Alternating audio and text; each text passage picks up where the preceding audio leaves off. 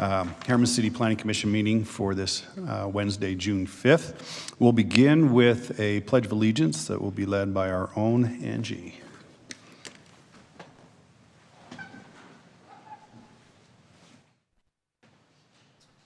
I pledge allegiance to the flag of the United States of America and to the republic for which it stands, one nation, under God, indivisible, with liberty and justice for all.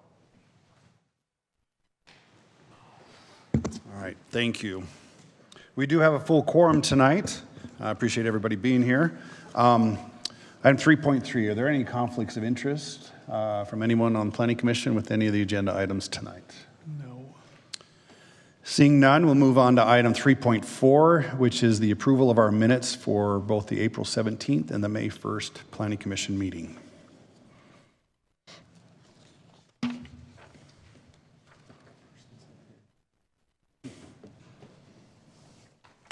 Anybody can do that but me. I'll make a motion to approve the minutes from the May 1st planning meeting And April 17th? and April 17th. Okay. We have a motion by Darrell. I'll second. We have a second by Brody. All in favor? Aye. Aye. All right. By way of announcement, we're going to make a slight change to the agenda. We're going to move item 4.8 up to the front, and we're going to begin with it at this time. So with that, that is our own Lauren. So we'll move to item 4.8, and then we'll jump back and go to 4.1 through the rest of it. We just wanted to get this item taken care of before we get too far into the meeting. Go ahead, Lauren.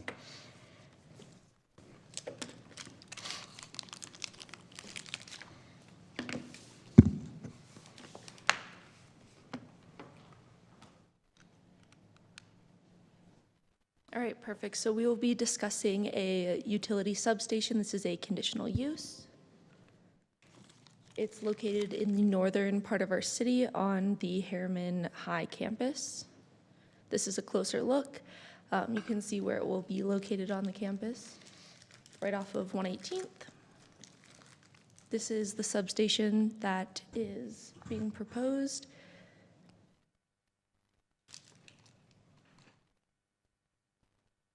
Once again, here it is.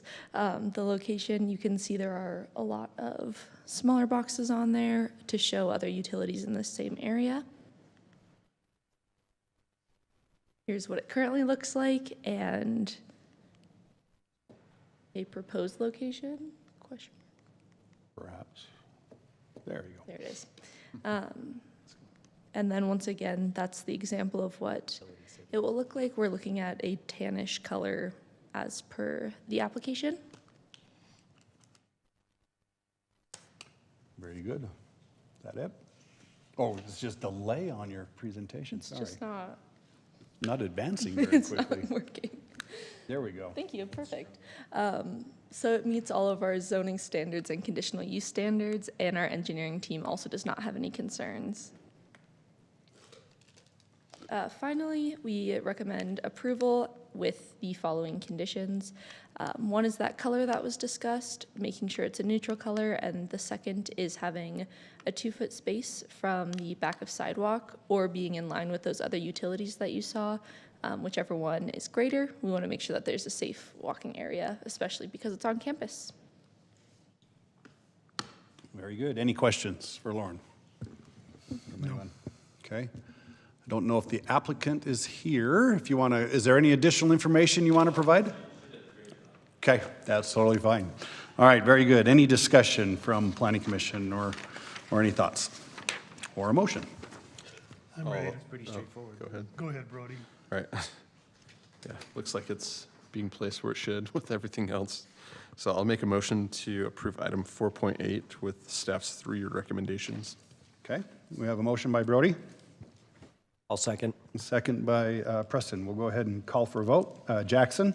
Yes. Brody? Yes. Preston? Yes. Darrell? Yes. Tara? Yes. And Andrea? Yes. All right, that motion passes. So thank you for being here. So you're welcome for moving you right up front, get you through here. So, all right.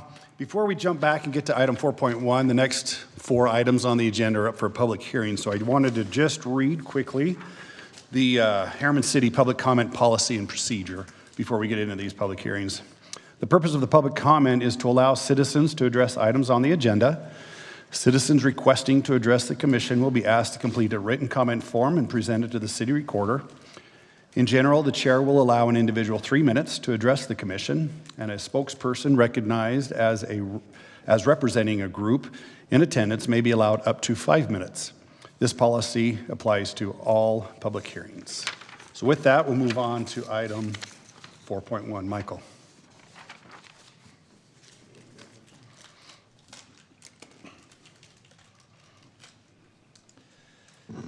Good evening, and the applicant is here tonight to address you and to answer questions. As the commission knows, we have received several, I think maybe even like 13 public comments prior to the hearing tonight, and I anticipate we'll have some comments given in the meeting as well. This is a project that may predate everybody except for Andrea, or I don't know if Jackson, if you were here the last time this came up, but this is started back in 2020. This is a vicinity map of approximately where this is located in the city. And then more specifically, this is north of Butterfield Park, fronts on 139th South. This is a road that actually intersects with 6400 West, but there is a gate. There's a permanent gate, and this proposal would not change that that restricted access. So that will remain in place. It's 5 acres, and initially the property owner, the developer, had approached the city with a plan to do a 5-lot subdivision back in 2020. Concurrent with that subdivision proposal, there was also a request to rezone from A1 to half-acre minimum. The subdivision was tabled. It wasn't approved or denied. It was simply tabled because it was pending the outcome of the rezone. That rezone was heard by the City Council in August, and they voted to deny that rezone request. So and I called it A121. That's what we currently call our half-acre zone types, but back then it was A-.5, so half-acre minimum.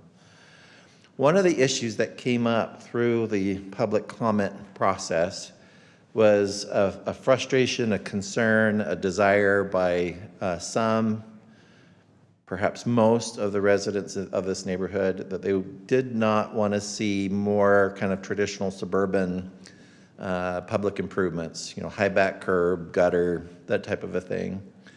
Adjacent on both sides of this property, there isn't a high back curb to tie into. And so the council expressed support, even in denying the zoning application, expressed support for trying to develop some type of more rural kind of cross-section for any kind of public improvements that might be required should the developer move forward with a subdivision proposal. Now, the council did not use these words, low impact design.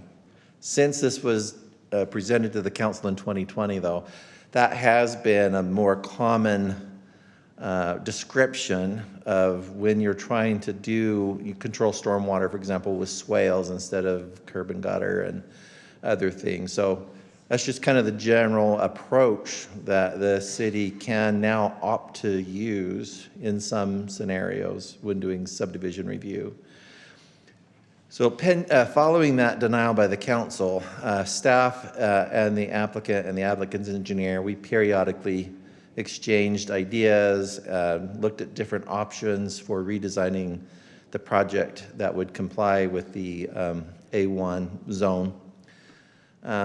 It kind of was in fits and starts. We kept the application open. Again, we exchanged emails. We reviewed, I don't know how many different iterations our engineering department looked at this. But eventually, the applicant had retained the services of a new engineering company. I think it was in the fall of 2023, and we started seeing some newer submittals.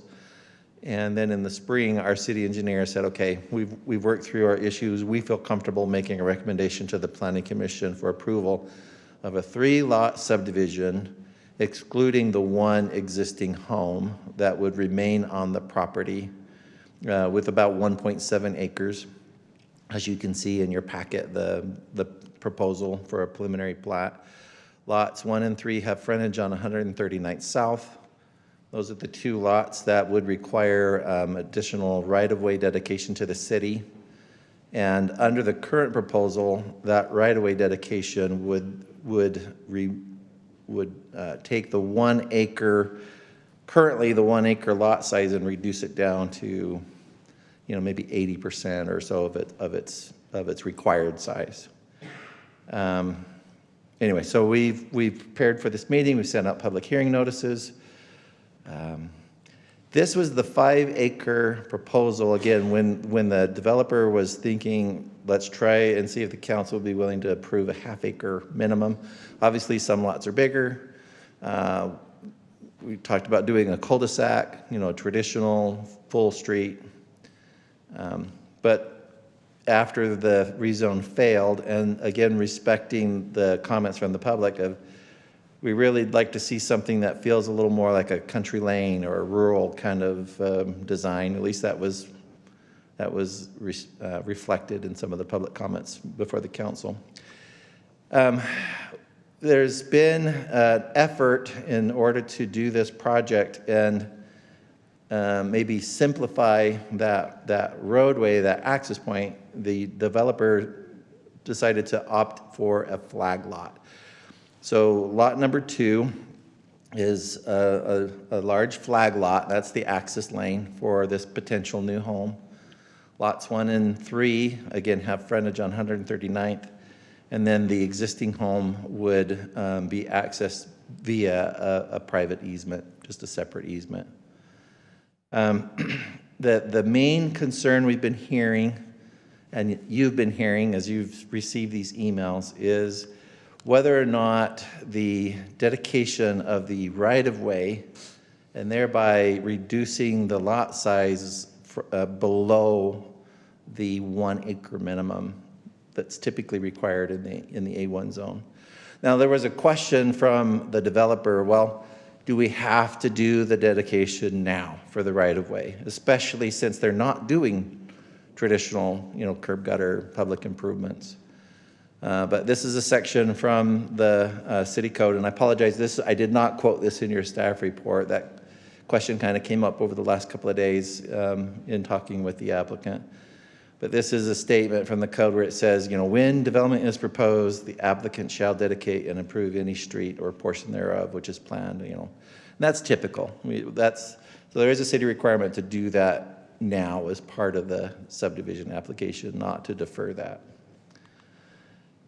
And then this is the section that is quoted in your ordinance or your staff report, just saying there is a possibility, there's a potential that if there is a dedication of a right-of-way and that dedication then thereby yields a lot that is smaller than what is typically required by the zone, as long as that reduction is not greater than 25%, right? We still have 75% at least of what's required in area and also in setback. This is not a code that we have used often. I believe it was used at least once since I've been here in the 6 years, and it was like within the first year or two of my working for the city. And I apologize, I couldn't find the exact subdivision. It was like a 2-lot subdivision. I think it was in a half-acre zone, and they had a very similar problem. They couldn't subdivide unless the city was willing to recognize the dedication of that right-of-way and basically say that counts towards your meeting the requirement. So with the engineering recommendation and with that possible exception in the city code, we did recommend approval in your staff report. However, I did identify this one question of, is it appropriate, is it applicable to use that, the developer's request is to reduce that lot size because of the dedication. So what's before you tonight, obviously you're going to have a public hearing.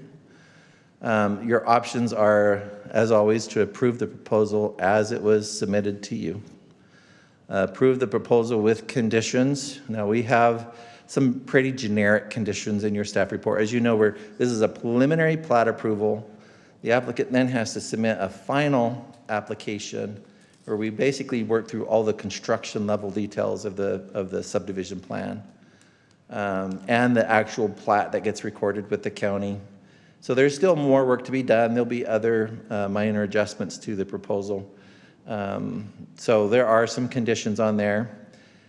I also wanted to make a note that when a developer is required by the state or the city or whoever to do these improvements, these public improvements, and then to donate or dedicate that right-of-way to the city is not paying for any of this, right? We're not acquiring this property by purchase. They build the improvements and they dedicate the right-of-way. Other times when the city is doing a road widening or a road improvement project, which we've been doing a few of lately, like Harriman Main Street as it extends west from the city. We have to go out and acquire, we have to purchase, we negotiate. We're not getting that for free. So it seems like there's some opportunity to potentially give at least some, give credit for the fact that you do have this dedication to the city that is given at, again, the city's not paying anything for that property. So you could potentially amend the conditions that are in staff report. You could add them, you could take away from them, whatever you'd like to do. The commission knows that. You've done that many times before. You can also continue the item for a future meeting. That's certainly at your discretion, but if you continue it, just identify what it is that you want more information on. What do you want to see before we reschedule this for a potential decision? Also, as part of that, you may want to decide whether or not you want to close the public hearing or if you want to continue it for another meeting. If you continue it for a date certain, we don't have to re-notice. In fact, technically, this new state law says we only have to notice the first one. We often have gone above that. This one did have a public hearing back in 2020. There was a question of, did we even need to have a public hearing tonight? But we went from a 5-lot proposal to 3. We went from trying to do it on an half-acre zone to a 1 acre, So I felt like it was appropriate. And I'm really glad we did that because obviously we have concerned residents who want to be involved in this process. You can also deny the proposal, but again, we've always said if you're making a decision on these things, you should identify what is the standard, what is it that you're basing a denial on. And I believe in your packet we include, there was an attachment that had all the subdivision standards in there. Of note, I don't usually put this on here, but in case anyone's unhappy with the decision that is made tonight, whether it's approved or denied, if you have a vested interest in this decision, this is an appealable decision. That appeal does not go to the city council. The appeal goes to an appeals hearing officer who is retained, their service is retained by the city on a contract, but they do operate independently. They're not a city employee per se. That hearing officer will review all the materials and make a decision on the basis of the appeal. If for some reason either party is not satisfied with the decision of our appeals hearing officer, that decision is also appealable to the 3rd District Court. Rarely happens. I think in my career I've been involved in maybe 3 cases that have done that, but it is an option for either for or against this decision tonight. So, like I said, the applicant is here to address you. I don't know if they want to address you before the hearing, but they can certainly address you before and after. Very good. Thank you, Michael. Any question for Michael before we let the applicant have that opportunity? Okay. Thank you. So, Cade, I don't know, Mr. Cunningham, are you here? Would you like to provide any additional information? Please come up. And for the record, just state your name, please. Yes, my name is Jeremy Draper. I'm with Reeve and Associates, representing the engineering firm that's doing the design work for this particular project. We appreciate Mr. Malloy for his presentation on this and definitely the long history that's gotten us to this point with the commission so that we can, present this 3-lot subdivision to the city in an area that we feel like it matches the surrounding uses. At this point, I don't have anything else to add unless there's specific questions from the commissioners at this point, and we'd like to hear from those that are here for the public hearing and be able to respond to some of those questions that are brought up then. Very good. Okay. Any questions for the applicant? Just a question on lot 3, where it has that little like kind of lane that goes back down where the floodplain is, kind of intent of that. Yeah, so the intent of that is the neighboring property actually has some horse corrals in that same area. And so the intent was for lot 3 to have that same opportunity to have access back there for horses and also access to Rose Creek. Okay, thank you. It's hard to see with the image and the cross-hatching here, but still talking about Lot 3, what would it be, the south extension there. Doesn't the creek run right through the middle of that smaller square? That is the creek right through there. So I guess I question the validity of it, seeing how it's bifurcated by the creek, that back corner. You have some on this side of the creek, some on that side of the creek. Where's the corrals at exactly? And that's really going to be up to the homeowner to work with FEMA. So they're not in yet, they're just, That's correct. and without that extension, Lot 3 doesn't meet the 1 acre standard, right? So without that extension, it would be, that lot would have to be reconfigured to meet the 1 acre minimum.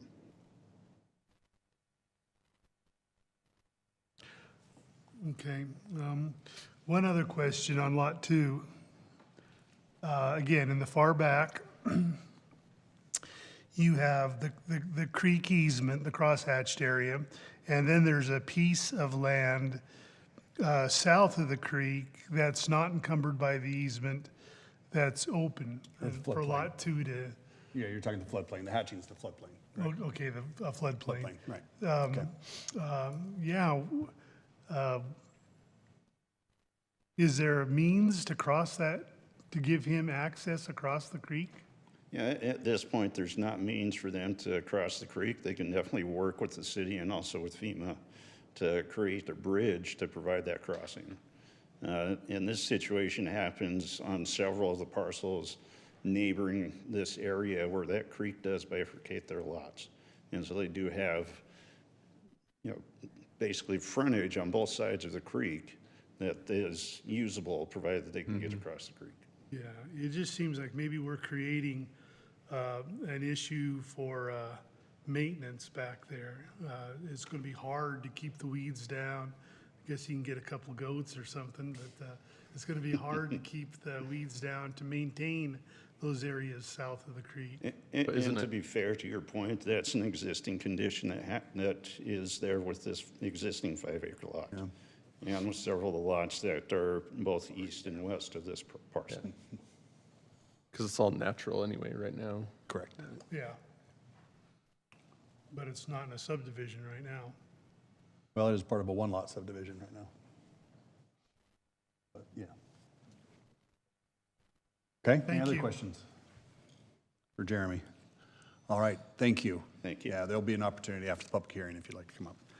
Okay, with that, just before we jump to the public hearing, we're going to get to the public hearing in just a minute. Haven't started yet.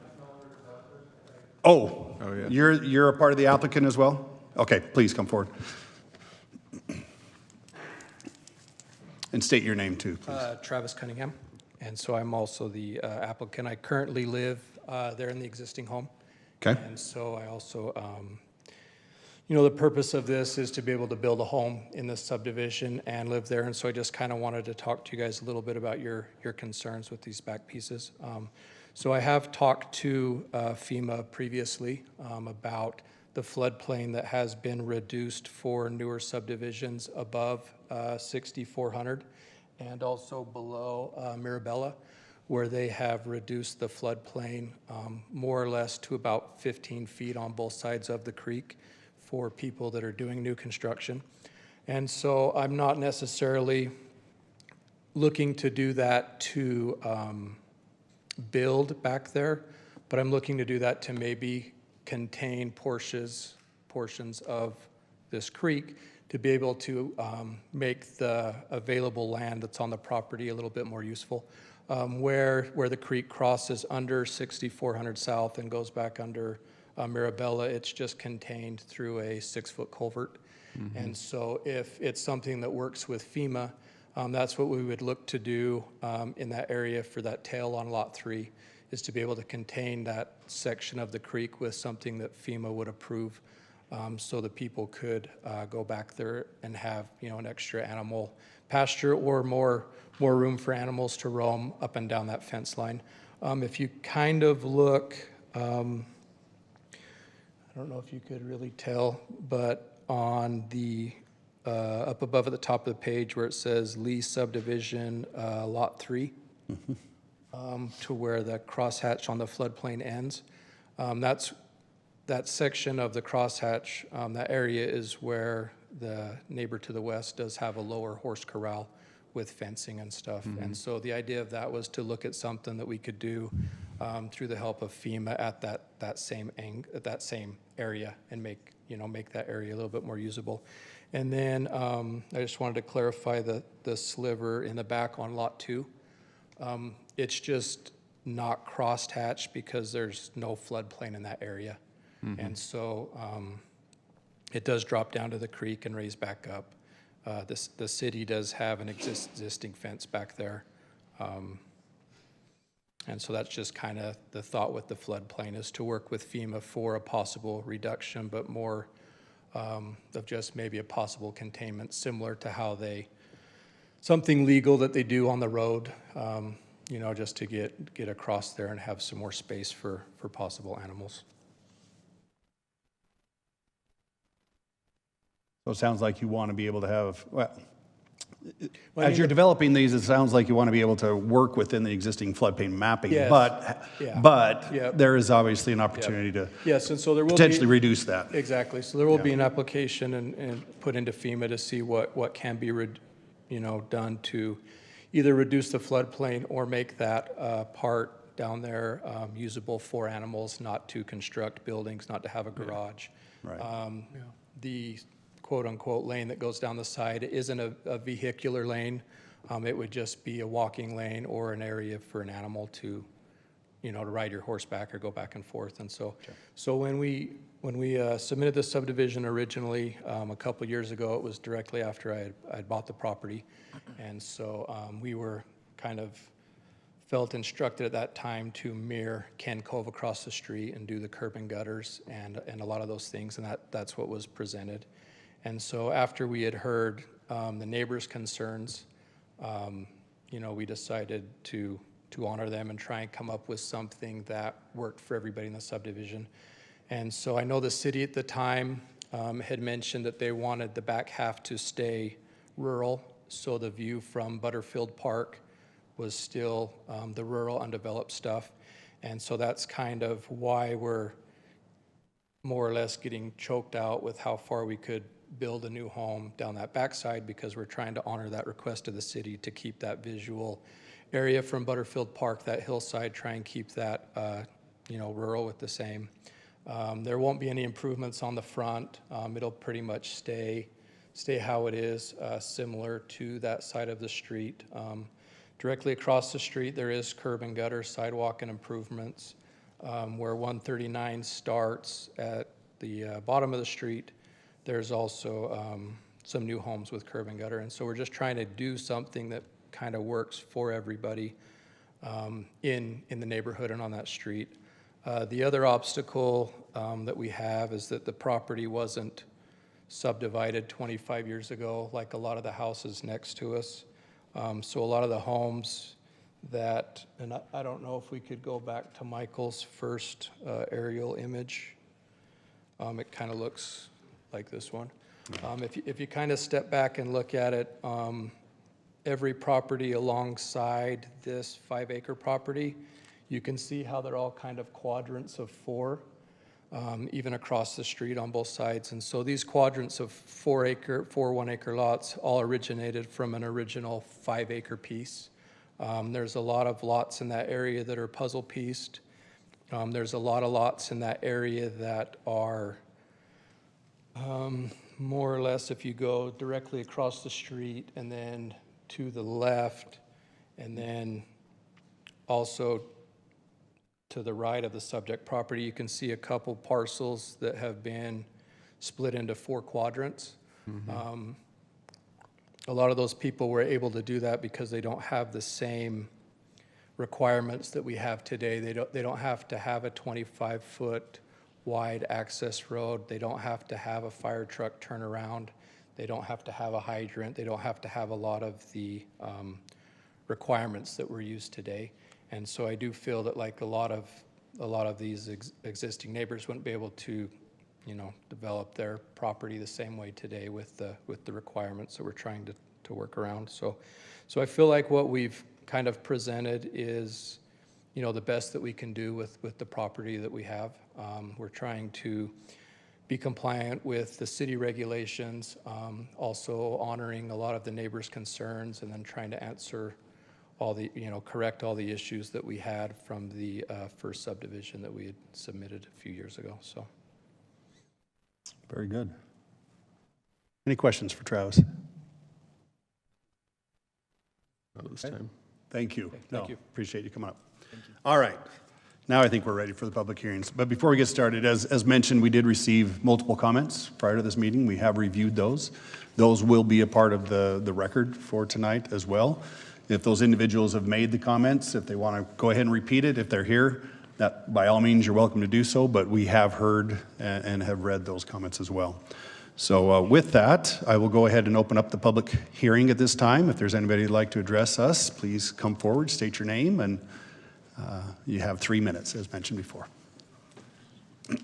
Thank you. I'm Catherine Thompson. Can you put something back on the slide? Yeah, they can. Yep, we're getting your timer started first. Okay, thank you. I'll give you 5 extra seconds. Okay, now, thank you. Go ahead. Okay, if you don't mind, can you go to the plat map of the, thank you. No, not That's that the one. The new one one? more. That There one. you go. That one, thank you. First of all, thank you to the panel for hearing my opportunity to share my thoughts with you, and thank you, Mr. Malloy, for your time as well. I own the property that is to the west of this plat map, so I'm adjacent on the far west side of the property line. And a couple of concerns that I have is, one, when this was presented to the neighborhood for this hearing, it was presented that these lots were going to be 1 acre. And so the mindset of most of the people in the neighborhood was, well, he's complied with the 1 acre, there shouldn't be any problems. But then when we dig further into it, they're actually below 1 acre. And I understand the exception that is being requested.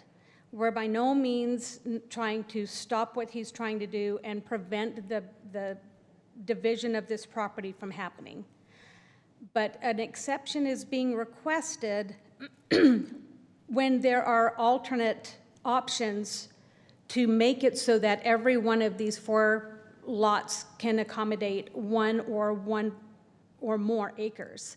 And I don't see that that has been presented or has been considered. And actually, Mr. Malloy, I sent that to him and he was going to give it to the panel, so I don't know if that can be put on the Yes, screen. we did see that. We did see that. We'd received it and Okay. did view that layout that you provided. Okay, thank Yes, you very we did much. see that. So the concern that we have is 13900 South is a dead-end street, essentially.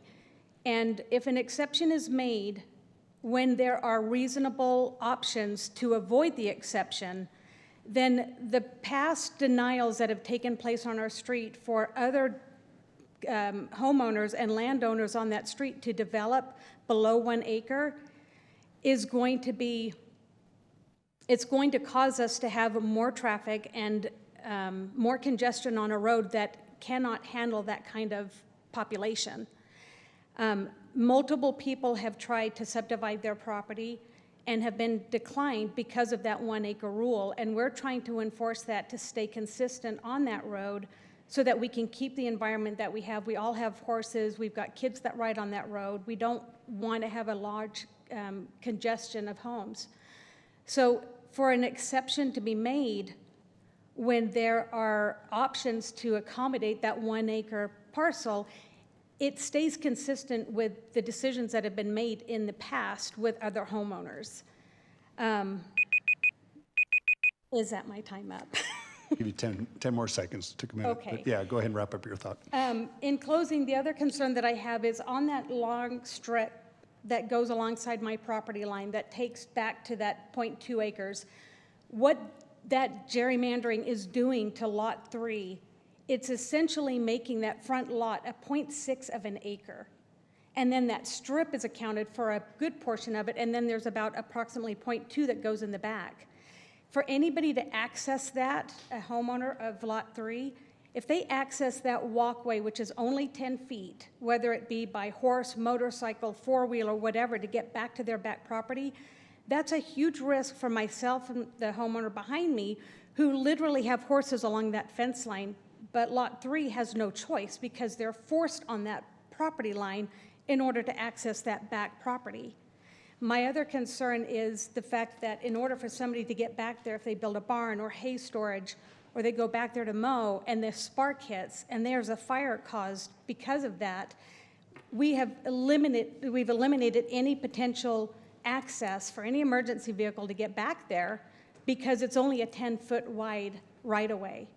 And if Lot 4 decides to fence in their property, it becomes an even bigger risk. And there's no way for anybody to get. I mean, we've already had one house burned to the ground on 139th because of the limited access that the fire department had to get to it. Well, this is going to be an impossible access to get to it. Okay, I'm gonna cut you off at that time. Okay. Anything more? Okay, All right, thank you very much. You're We welcome. appreciate your comments. thank you.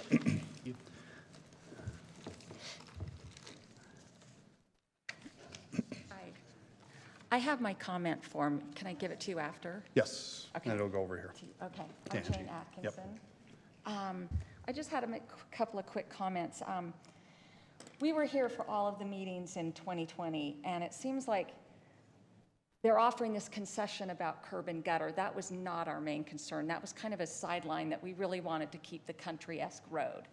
That was not our big thing. Our big thing was what Kate's talking about, the 1 acre minimum. And that's what we all have a problem with because it's going to set a precedent.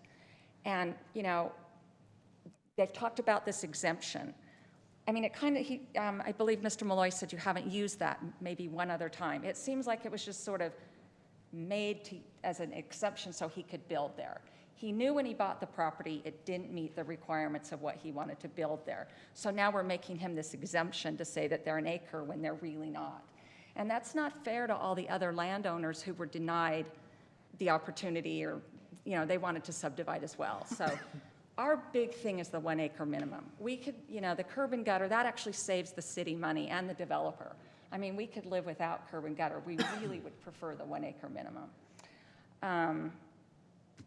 Because it kind of seems like the lots are being gerrymandered just to meet his need so he can build more houses when he can really only fit two additional houses. And then with respect to the flag lot, I think they're trying to market it as horse property. We have 3 horses. You've got to have, it's just not doable. And to say you're going to put them down there in the floodplain, I mean, I wouldn't want to put my horses down there. So I don't think it's fair that they market it as something that it's really not. And again, we just really would like to see that 1 acre minimum enforced to keep, so everybody feels like we're equal. So thank you. Thank you.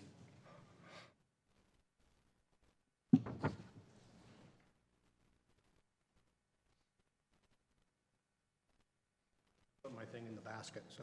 Okay, thank you. Craig Atkinson. Kate and my wife Jane covered a lot of stuff. One issue I would have is there would be a lot more opposition here to this today had the plot map not been so misleading as that it states that these are 1 acre, 1 acre. Most of the people in the neighborhood didn't research further, were under the impression that he had complied with the A143, and so they're not here. In a sense, they were disenfranchised of their voice as a result of that misleading information. As for the piece that comes down there towards horses, FEMA would never allow you to have horses down there on the creek. They might allow you to build a pole barn, maybe an arena, but you would never be able to keep your horses down there. One for the manure that would be polluting downstream, and the other, there are no variances from FEMA to build barns or any type of thing in a floodplain that house animals. So that's just not happening. Travis compared the other acreages in the neighborhood, showing there's other 5-acre plots, each with 4 homes on them. The ones he compared them to are all flat land. That's why they were able to get 4 houses on there. They did not get to include the road. The road took up the 5th acre. He's trying to do the same thing to a piece of land that is not flat, it's in a flood zone, and trying to compare it to something that a piece of land that would have cost twice as much money. He's already been compensated for that flood zone in the purchase price he made, and 4 houses just don't fit on it like they would the flat pieces he even compared it to. So I think Kate and everybody else have covered pretty much everything else. We could talk for hours about our feelings. So thank you. Thank you.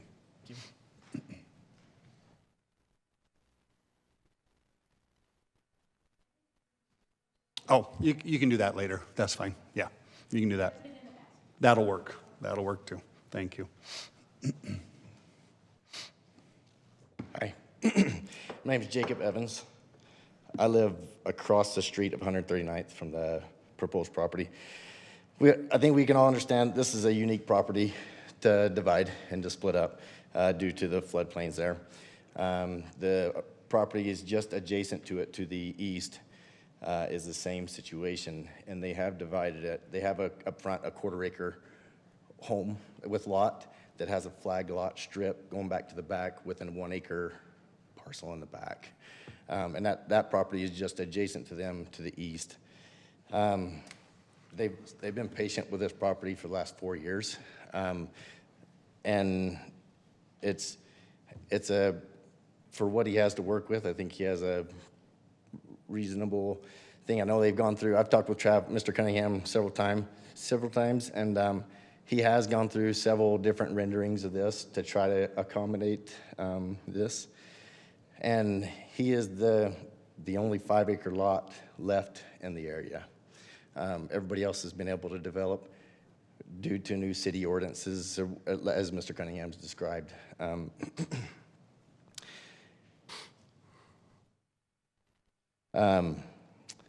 Across the street in my subdivision are 1/2-acre lots, and it is horse property. We're allotted 2 large animals on a 1/2-acre lot.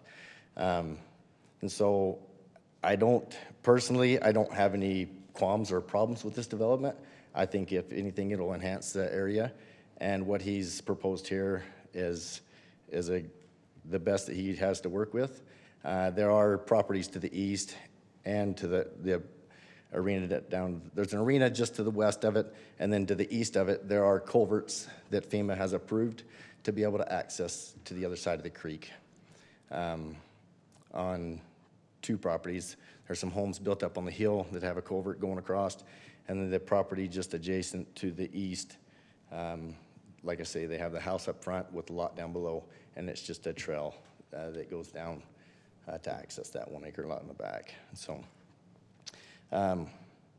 with that, also, they're going to be living on the property that they're building on, so they're clearly not going to make it something that's not going to be appealing. They have a vested interest in this just as well as any of the other neighbors. So thanks for your time. Thank you. Appreciate your comments.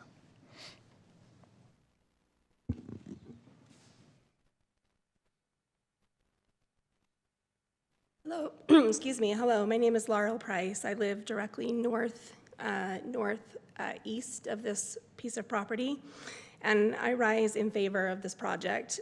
Travis and I had a conversation last night, and I was comfortable with the fact that he's not asking for a rezone.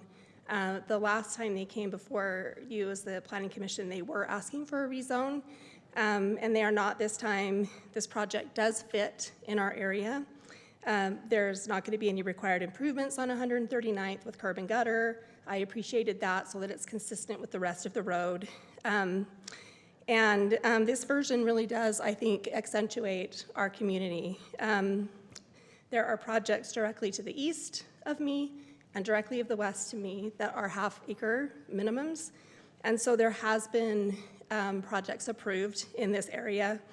And I also was happy to hear that this project would provide another fire hydrant on our street, which I think is also an important thing to have. There's a fire hydrant directly in front of our home, but I was pleased to hear that as well. Utah's really in a housing crisis right now.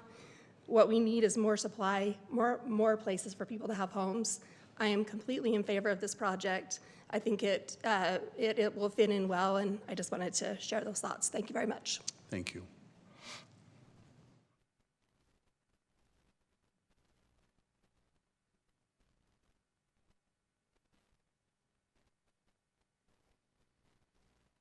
Are there any other individuals like to comment? Seeing none, I'll go ahead and entertain a motion to close the public hearing. Are there any online? Any others online? We've read, okay, we've read a lot so far. Thank you. That clarification, Jackson. Do I have a motion to close the public hearing? I'll make a motion to close the public hearing. I have a motion by Brody, A second. second by Tara. All in favor? Aye. Aye. All right. We will allow the applicant to come back up, either Jeremy or Travis. Either one of you want to come up and maybe address some of the comments that you've heard from the public hearing. You have that opportunity now at this time.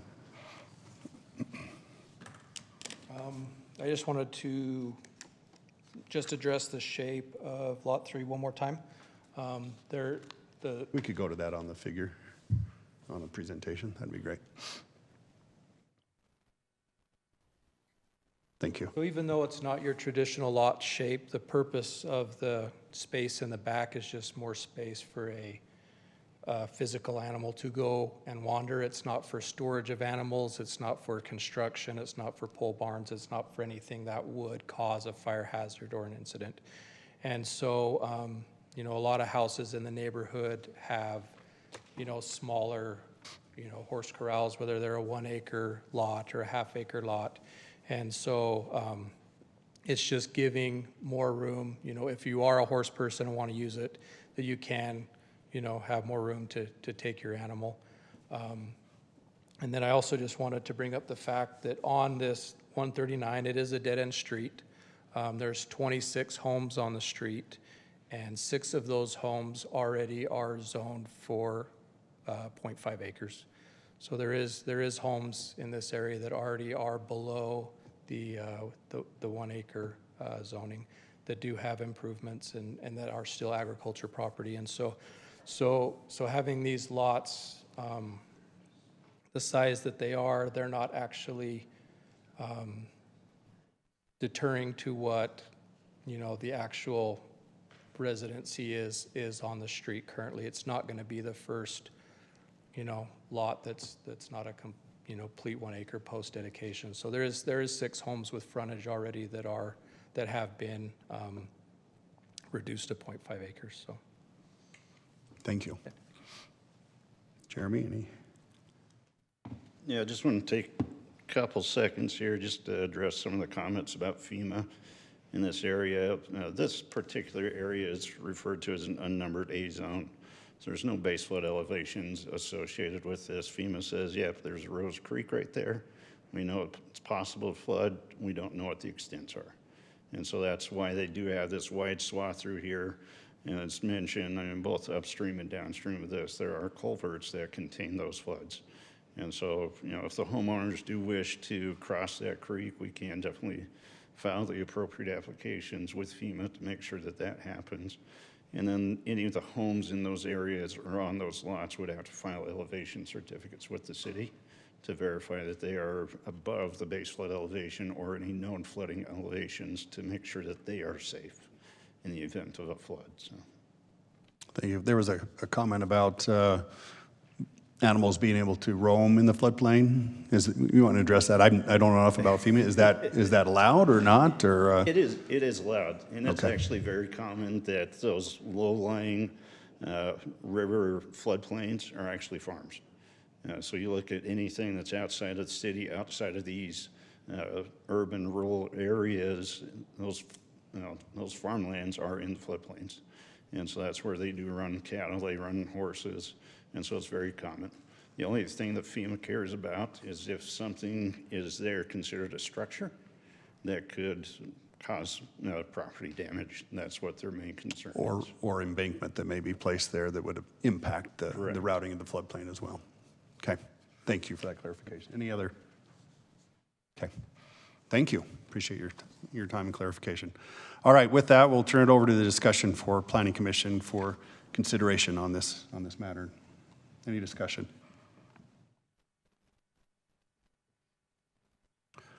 The configuration of Lot 3, it's certainly unique. Yeah. If we could go back, It does considering show that, go that. back to the, kind of shows the overall layout. I think it was mentioned here as well. Yeah, and I'm seeing that to the property to the east also. Right. The flags and that. I don't know, to me, it feels like they're manipulating the system to establish 1 acre lots. I think the geometry, I think they could still get it in there if they adjusted the geometry somewhat. For Lot 3 up front, for Lot 2, maybe move those lines around. You know, with all due respect to the existing home, I think that some of those lines could be altered, not on the house itself, but with those lot lines in order to accomplish the same goal.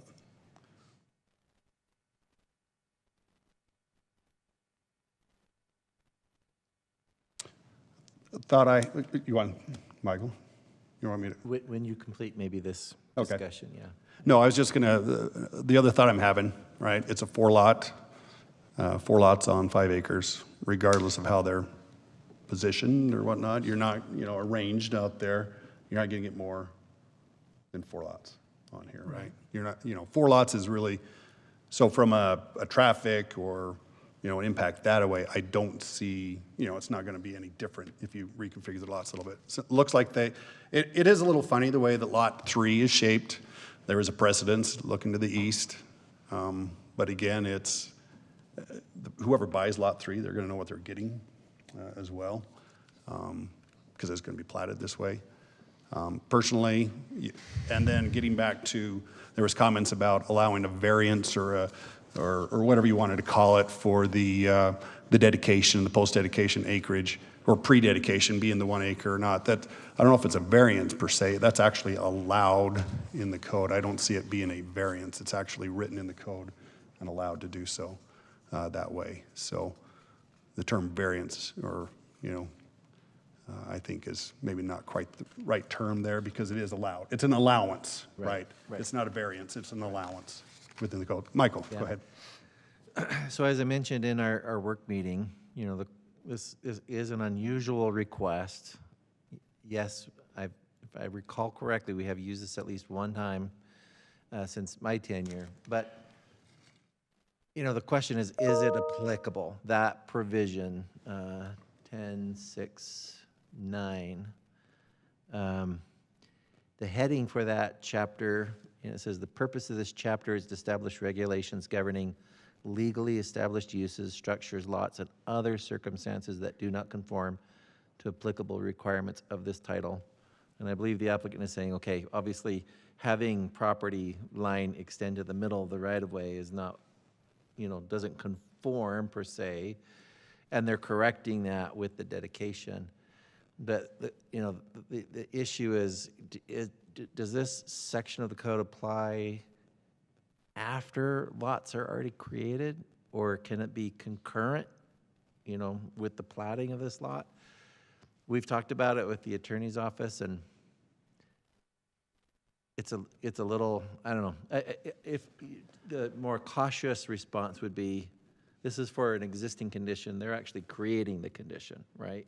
And the arguments I think we're hearing from some residents is, there's enough room on the property to meet the 1 acre minimum, without exercising. after the dedication. This clause. The question again was, well, can we just not do the dedication? And the answer is no, the ordinance is requiring the dedication now. I agree that the shape of some of these lots are a little unusual, but we've seen other things, maybe not quite like this, and this was something that we had talked about, even years ago on some other iterations. So, And I think it really hangs on: is it appropriate to exercise that clause for something that is being produced now, or concurrent? So. And I am curious because there are adjacent parcels, 5 acre parcels that have been subdivided. And you can see on the figure that they had went to the center line of the road. Yeah. And then when they were subdivided, they were dedications. I'm just curious if was those dedications were, post or pre I was 1 looking acre. for, are there other lots in this Yeah. neighborhood that are below the 1 acre minimum in the A1 zone? And the answer, I didn't see any. Okay. So even after the Everybody dedication. that I looked at least just right here in this cluster Yeah. of A1 zone, Because both east and they west were of still here. meeting the 1 acre Yeah. or larger. Yeah. Yeah. Well, we Okay. certainly rely on history to help us out with the present. But then again, we can't change what happened in the past. No. And But again, we can precedent. address what's Yeah. in front of us now. And I think it's reasonable for the public, when they see a zone and the zone requirements, to assume this is what the product is going to be, 1 acre, not in a pre-existing condition, and then the final product is something less than that. So But it is allowed. I mean, it is allowed by the it sounds city like ordinances. it's still a gray area. It is a gray. Well, yeah. But according to our attorney, it's allowed. Well, here's where I'm coming from. So, like, he could reconfigure the road that goes to his house, right? And shift the lot 3 so is wider, and shift lot 1 so it's deeper, and you're still getting the 4 houses. That's where I'm kind of going back and forth with this, because it's like, okay, you end up with 4 houses if you shifted the road over so lot 3 is wider and lot 1 is a little deeper. And I'm just like, what's best? Like, what do you end up that's Yeah, better? and I don't disagree. I mean, it is looking as though, there is, It looks like the geometry can be adjusted. it absolutely could be. But does what is being proposed to us right here, if it's meeting city standards, and, what opportunity do we have to deny it as well? What I'm seeing is kind of what Brody's saying is with minor, well, as is, or with adjustments, either way, it's 4. It's 4. It's 4. It's 4 lots. If even though it's non-standard, this interesting dumbbell on lot 3, is there anything in the code that says it can't be a dumbbell?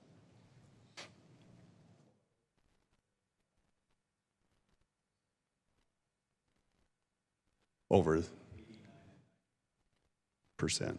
So 0.89 and 0.91. But there's nothing, and so that's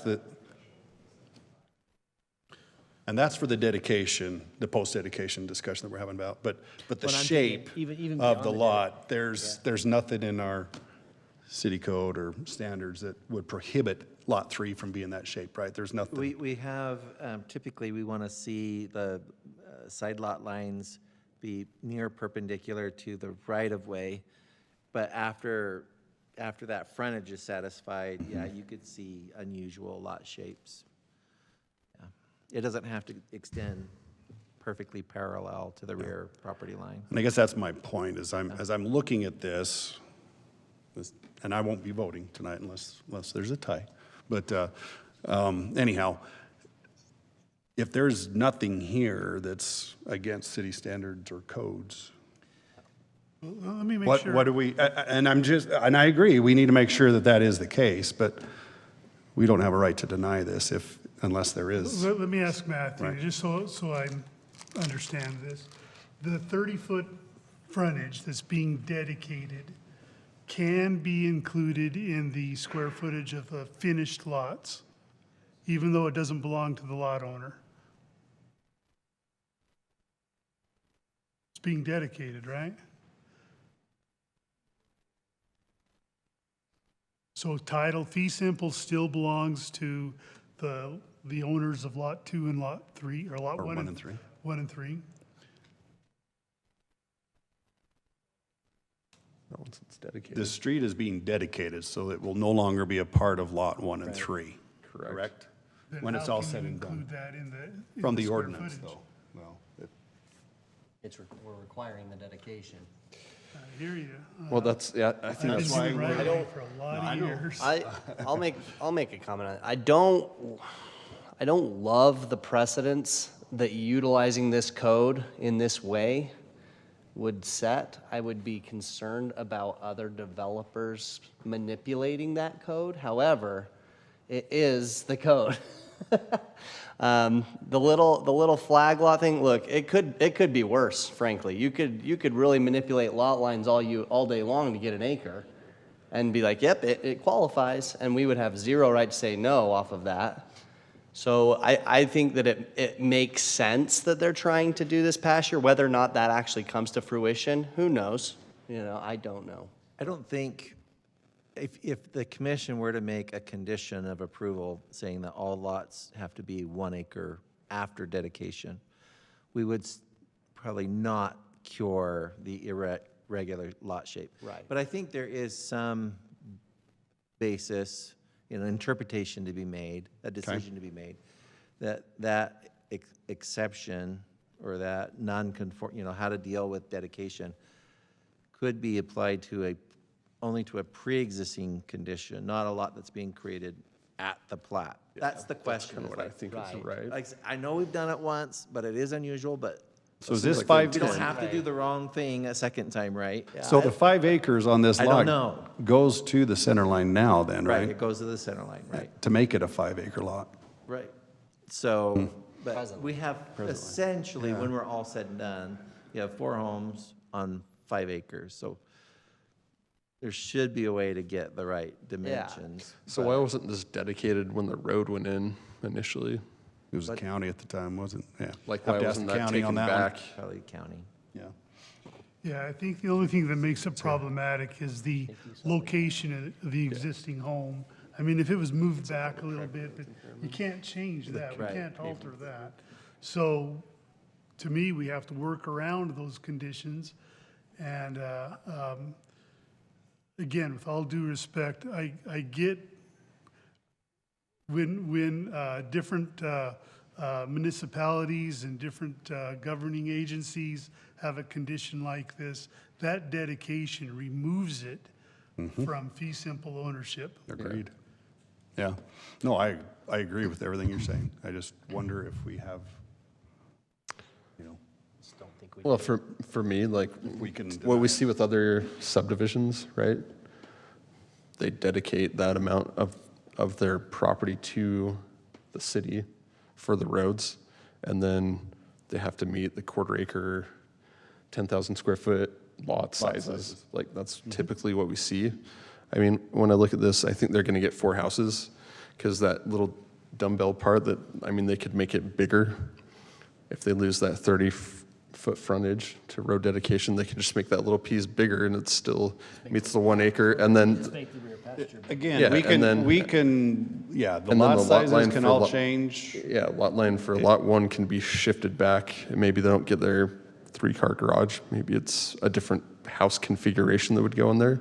Well, and I again, think, Brody, it's all contingent on keeping the title ownership of that road.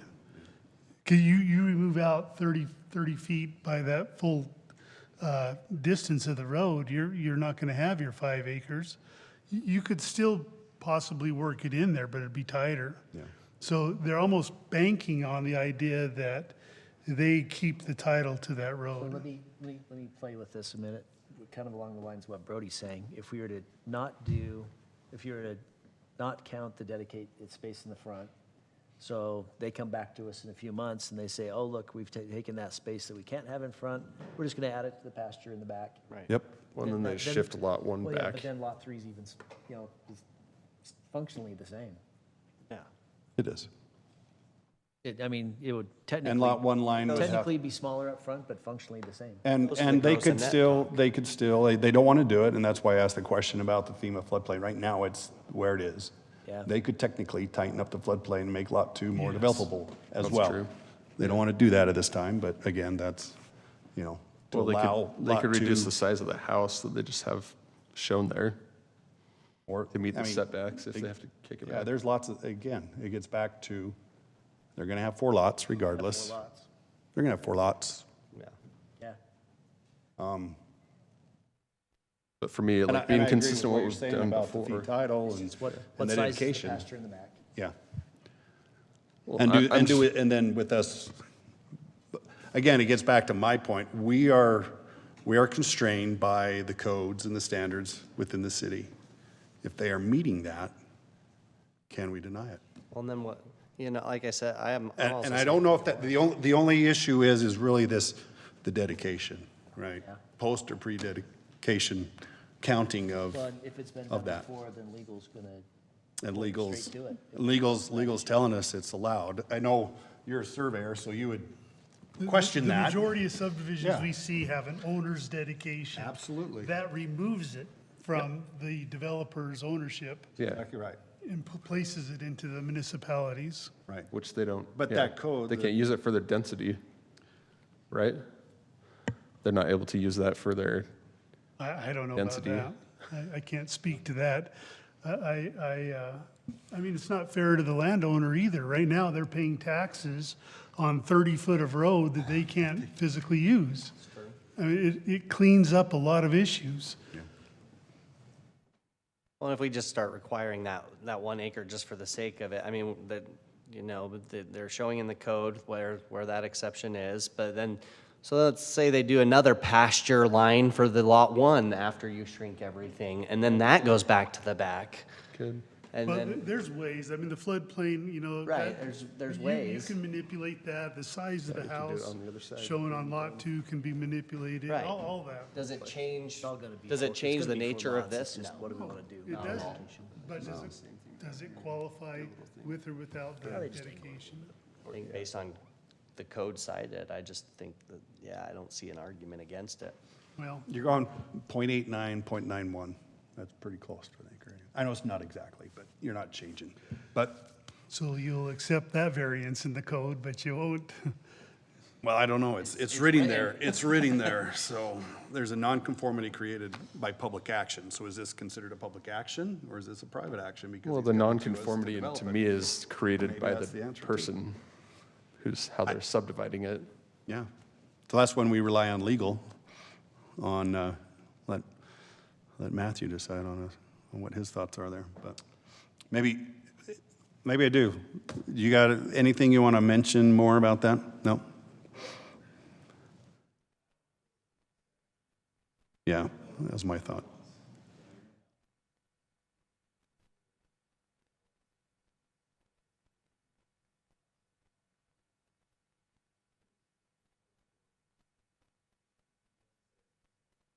Right, it's an allowance. It's a, yeah. Yeah.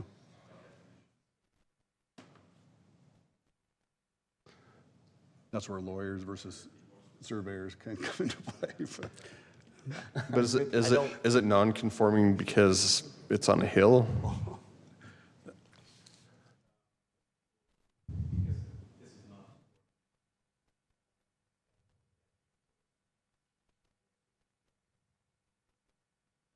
That seems typical. So the public that we do action is that. being, yeah, it's, I just think we would lose that appeal. I don't, and for what? I just don't, when it's in the code, I just don't think we would win from a legal standpoint that appeal if it was rejected. So on that note, it's fitting with that code. yeah. Well, my concern is if we get smaller developments, kind of like what people said was their concern about not having the 1 acres, if that's the zone, is someone that has smaller lots in the city comes in and says, oh yeah, we have, our property goes to the center line, but, you know, that gives them an extra 5 houses or 10 houses versus 2. What sounds like. How can we, I'd have to Sounds see like the a- example. Well, I would call it a loophole that we probably need to close. That's what I'm saying. I don't like the precedence it's setting, but it's there. And it's only been used one other time. we might In wanna- all of, in all of the We development. might want to clean it up, Yeah. but for now, there's not a whole lot we can do on it.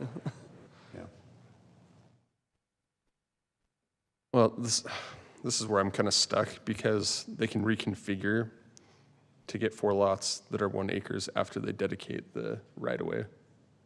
Right, they could do a lot. Or they can They could- appeal and Or they could just leave turn it. around and say, Yeah. yep, we won the appeal based on your own city code. Yeah. Again, if you go back to Michael's presentation, and then, let's go back, could we go back just to the, Michael, you'd listed, here's our options tonight with this application. If we could go back to that slide, I don't remember if it was before or after this. Was it towards the end, maybe? Keep going. Right. They're, Yeah, it must have been towards the end. when they do their own- So go back, right there. These are our options, right? So we can approve it. Conditions, we could approve it with conditions. What conditions are they not meeting the applicability of any of these? We can continue it if you want, but I was just going to say, if you would prefer to have, and Matt has been supporting our commission for the past year or so, but we did not confer with the city attorney on this Okay. question. If you want to have a more clear, whether or not 1069 is applicable before you make a decision. and that could be the item yeah. for a continuance. That could be a That's reason an for option. I continuance. wasn't anticipating that, but you can certainly do that. Yeah, but here's the Or, options. if the majority of the commission feels more comfortable saying approve it with a condition of So maybe, 1 acre minimum. we heard a lot on this end. Maybe I ought to, Andrea, Tara, thoughts? Question, was Yeah. there a comment about the floodplain could be reduced? Was there something about that? So there is a process for that. It is pretty lengthy, and that's something that you heard the developer say that they had explored that They somewhat. might go for that if we Yeah. insisted that there was a 1 acre minimum, they might have to do that. It's not, all it does is it limits the buildable area under the present Increases condition. it. And so they can still do the subdivision even with the floodplain. And then in your opinion, do you feel like they could there could be the existing home and then 3 other properties that could be 1 acre with, Yeah, it obviously affects the size of the home that can go on that lot too. Yeah. That's Yeah, why it's they've really been lot asking 2 for that's this. being impacted with the Yeah. floodplain, right? Yep.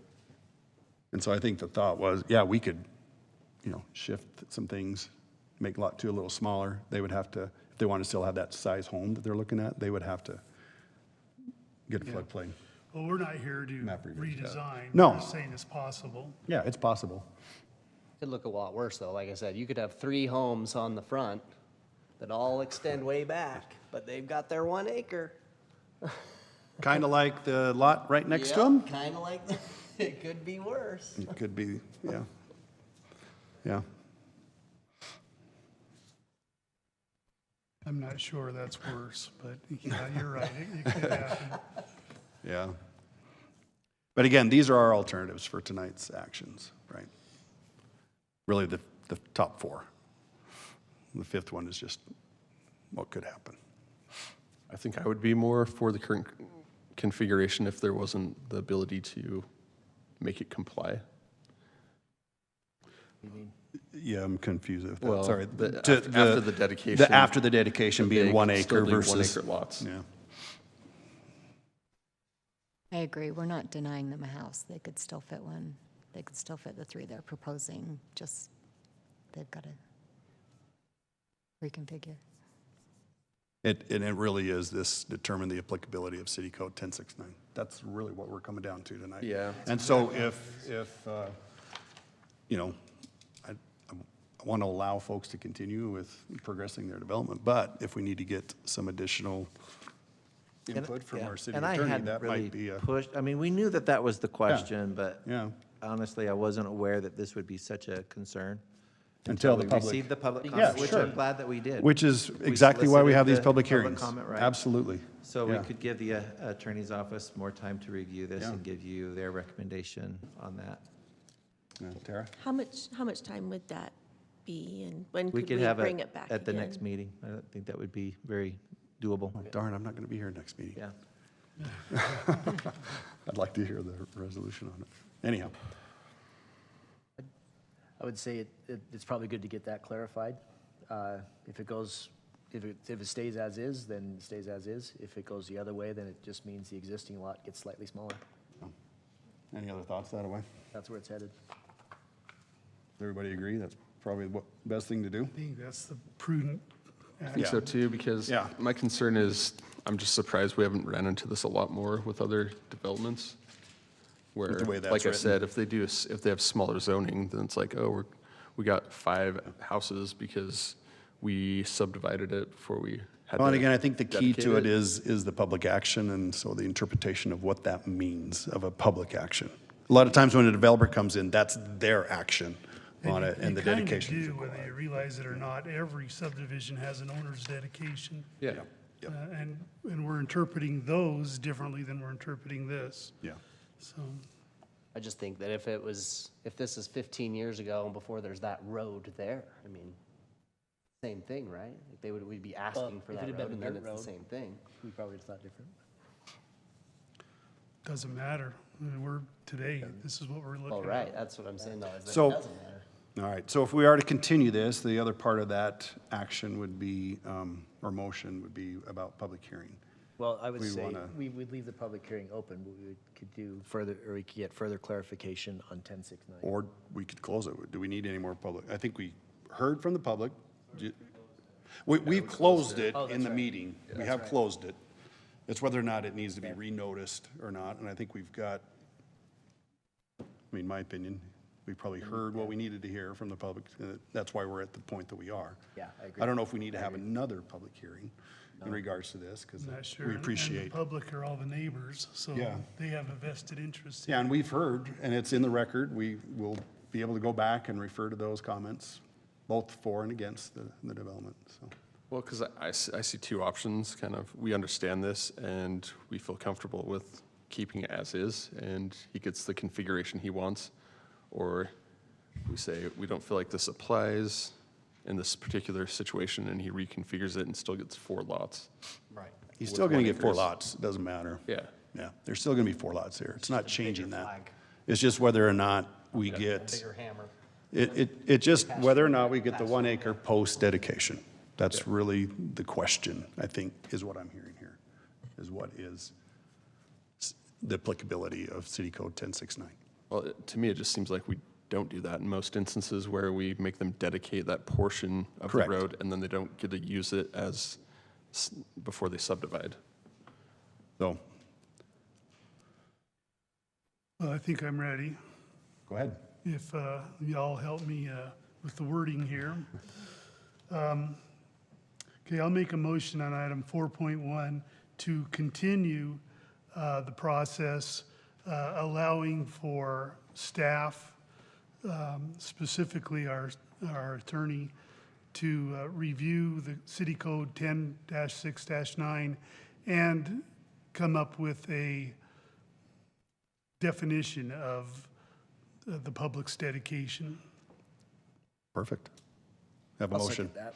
And then Daryl, motion by Daryl, a second by Jackson, to continue the item. We'll do a roll call vote. Jackson, Yes. Brody, Yes. Preston, Yes. Daryl, Yes. Tara, Yes. and Andrea. Yes. All right, we will continue that item without date. I don't think that was specified, but we'll continue that until the applicant comes back and we get some additional information on that.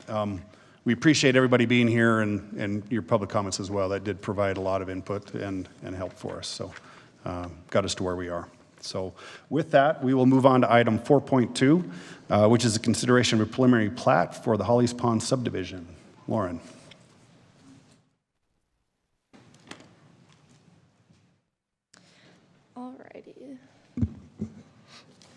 So the subdivision that we're currently looking at is located within the center of the city. This is a closer map. We are on Rose Canyon and looking at the highlighted area. This space was just rezoned recently in April from A143 to R110 for the purpose of the subdivision. This is what we're currently working with. We have 11 residential lots, and you'll notice the road is different from the last time you saw it, as they took the Planning Commission's recommendation to change the approach to the lot that is just north of parcel B on this map. So they still are providing access to that lot. Engineering does not have any concerns that can't be addressed during final plating process. As far as planning and zoning goes, we are having them remove parcel B from this plat because it does not meet the A143 that is currently still zoned in that area. And an application has been submitted for that separately, so you will see that coming back soon. Other than that, it's the fencing that's required by code. So here we can see the different types of fencing. This is the 6-foot vinyl fencing. And then the precast is just along lot 1, along Rose Canyon, that busier road. And then the next red item you see is the access to that lot north of parcel B. They, if you recall, had an easement along the backside of lot 1, 2, 3, 4, 5 to get to that lot. So in creating this subdivision, it was important to also maintain access to that home and lot. And then, as we discussed, removing parcel B, the applicant has been made aware of this and is completely fine with that. As I stated, has submitted a rezone application for that lot by itself. Next, we're looking at the landscape plan. We discussed this briefly during our work meeting. As you can see, there are at least 2 different types of trees within the park strips of the subdivision. And typically, we see 1 type of tree. So just an added condition of approval, we wanted to ask the applicant to work with our arborist to confirm that we are looking at 2 different types of trees that work harmoniously together and still create that sense of place within the subdivision. Finally, we are recommending approval with those fences that are required, removing parcel B and installing that paved access, as well as taking another look at the trees in the landscaping plan. Great. Any questions for Lauren? Okay. Thank you. Is the applicant here like to provide any additional information you'd like to provide to us? Please come forward. My name is Alan Prince. I'm the one of the developing owners of MP&G. I don't have anything to add unless you have questions, and if you have them, I'm happy to answer any of them. We're grateful for the opportunity to build this subdivision. We've made friends out of our adjacent neighbors, and in many instances picked up pieces of ground that were critical to get this to work, and we're grateful for their cooperation, and grateful that it forms a blessing for their individual families, and so it just is all positive. I was speaking to my engineer here saying this is just the opposite of what you just dealt with, because it's not taking the existing zone and trying to get something smaller out of it. It's taking the existing zone and getting something bigger out of it. Yeah. So all of our lots exceed the minimum requirements of the R110 zone. The mayor asked me, why are you asking for R110 and then not building to that standard? And I said, well, the answer is in the width of the cul-de-sac lots, where it has a minimum requirement at the setback, and so we needed to work within that zone, and it was one of the ones that were permitted in the overall master plan. So that's the answer to that question. Thank you. Any questions for the applicant? All right, Alan, thank you. Thank you Appreciate so your much. This is also open for public hearing. So I will go ahead at this time and open up the public hearing if there's any comments regarding this item.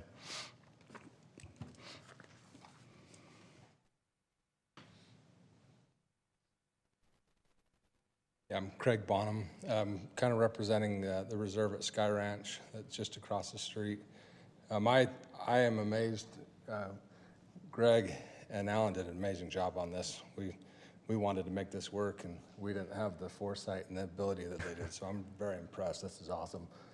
We do have the piece of property on the other, it's under contract, and we're working with an engineer on the east side of parcel B.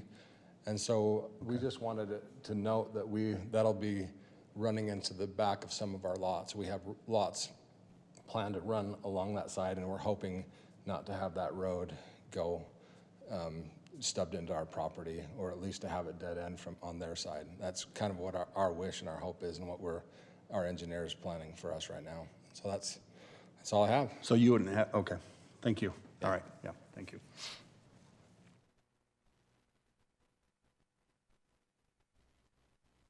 Anyone else? All right, seeing no other opportunity for comment, I'll go ahead and seek a motion to close the public hearing. Motion to close public hearing. Motion by Brody. Have a second? Second. Second by Preston. All in favor? Aye. All right, we'll go ahead and close that public hearing. Alan, I don't know if you want to comment about anything with what he said about the future and that road.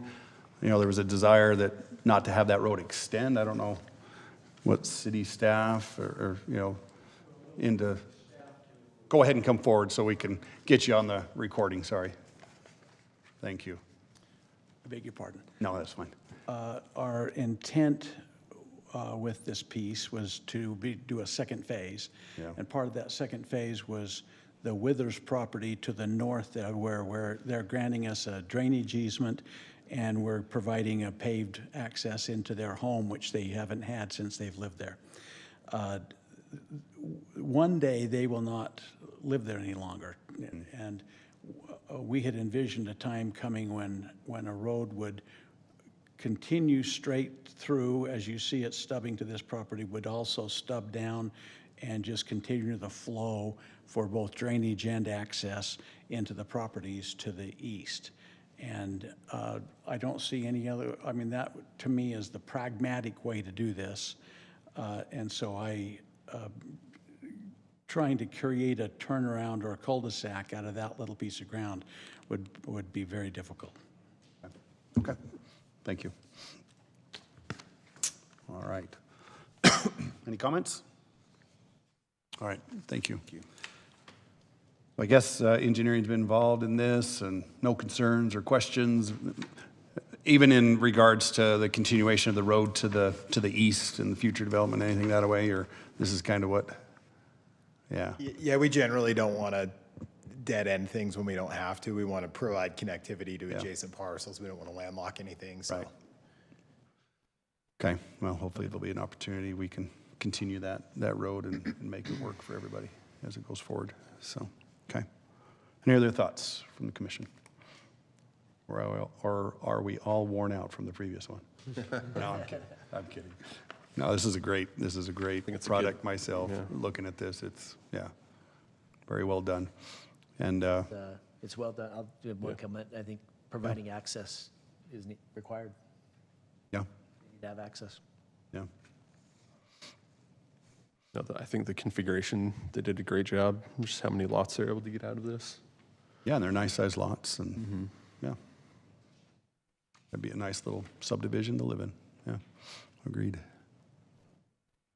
Okay, look, if we could go to this last slide that shows the recommendations, that'd be great, because as we did discuss, there are 5, and then the 6th one where the request would be to work with city staff for the uniformity of the street trees was another request. So I'll move to make a motion of item 4.2, consideration of preliminary plat of Holly Pond subdivision with 11 residential lots, and the 5 recommendations with adding a 6th, that the applicant work with the city staff on tree. Arborist. Yeah, okay, city arborist on tree species. All right, we have a motion by Brody. I'll second. We have a second by Tara. We'll call for a vote. We'll start with Andrea. Yes. Tara? Yes. Daryl? Yes. Preston? Yes.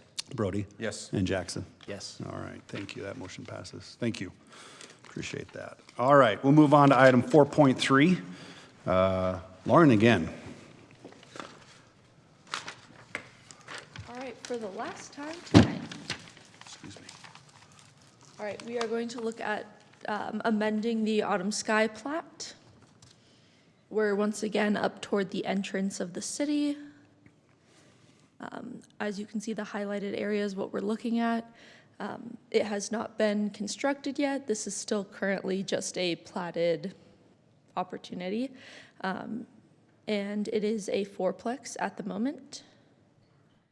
They're interested in moving it to a triplex. This will just give a little bit more space. Let's see here.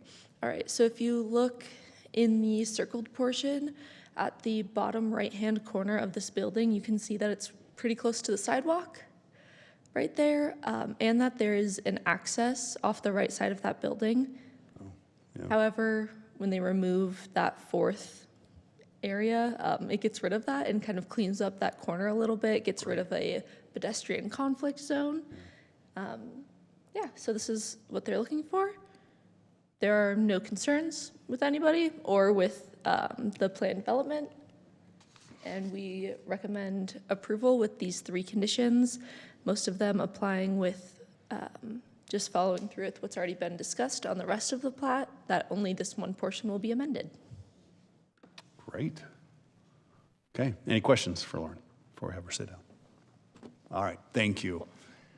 Don't know if the applicant's here, if you guys are the applicant or not. All right. Is this the one that, no, the applicant wasn't going to be here tonight. Okay. No, he's online. Oh, is he online? The applicant Oh, is this is the online. one, yeah. All right. So is it Brandon or somebody else that's online for us tonight? Should be Brandon. Braden. Braden is on the next item, but this is Brandon. Brandon. Brandon Bennett. I'm not hearing from Brandon. Do we see him online at all? Nope. Okay. Looks like he is not online. So with that, we'll go ahead and move into the public hearing then for that. So we'll go ahead and open up the public hearing. If there's any comments on this item, we'll open it up. Seeing none, I'll go ahead and entertain a motion to close the public hearing. Motion to close public hearing. All right. I have a motion by Jackson. I'll second. Second by Brody. All in favor? Aye. Aye. All right, any discussion? I think we did Brandon get on? Did I see that or not? Oh, that was Braden, sorry, excuse me. Okay. I saw something flash over the screen too, so. All right, any discussions here? Seems pretty straightforward. Seems like a great resolution. To appreciate them taking off a lot and allowing some better flow of pedestrian traffic I'll here. make a motion to approve. It is rare, huh? Sorry, go ahead. I'll make a motion to approve with staff's 3 recommendations. Great, I have a motion by Jackson, I'll second. second by Daryl. We'll call for a vote. Daryl. Yes. Tara. Yes. Andrea. Yes. I'm gonna keep you on your toes. Preston. Yes. Brody. Yes. Jackson. Yes. Thank you. That motion passes. What I do now. That's right. All right. We'll move on to item 4.4, consideration of a preliminary plat for the Rockwell Landing. Michael, are you going to present all the next 3 items together, or are we going to do this separately because they're all interrelated? It made these, and I think he's got 3 different. That's fine, because the first one's a hearing, just- the next 2 Yeah, are and I can not. be- So let's go ahead and do at least the hearing by itself, and then we can go from there. Right.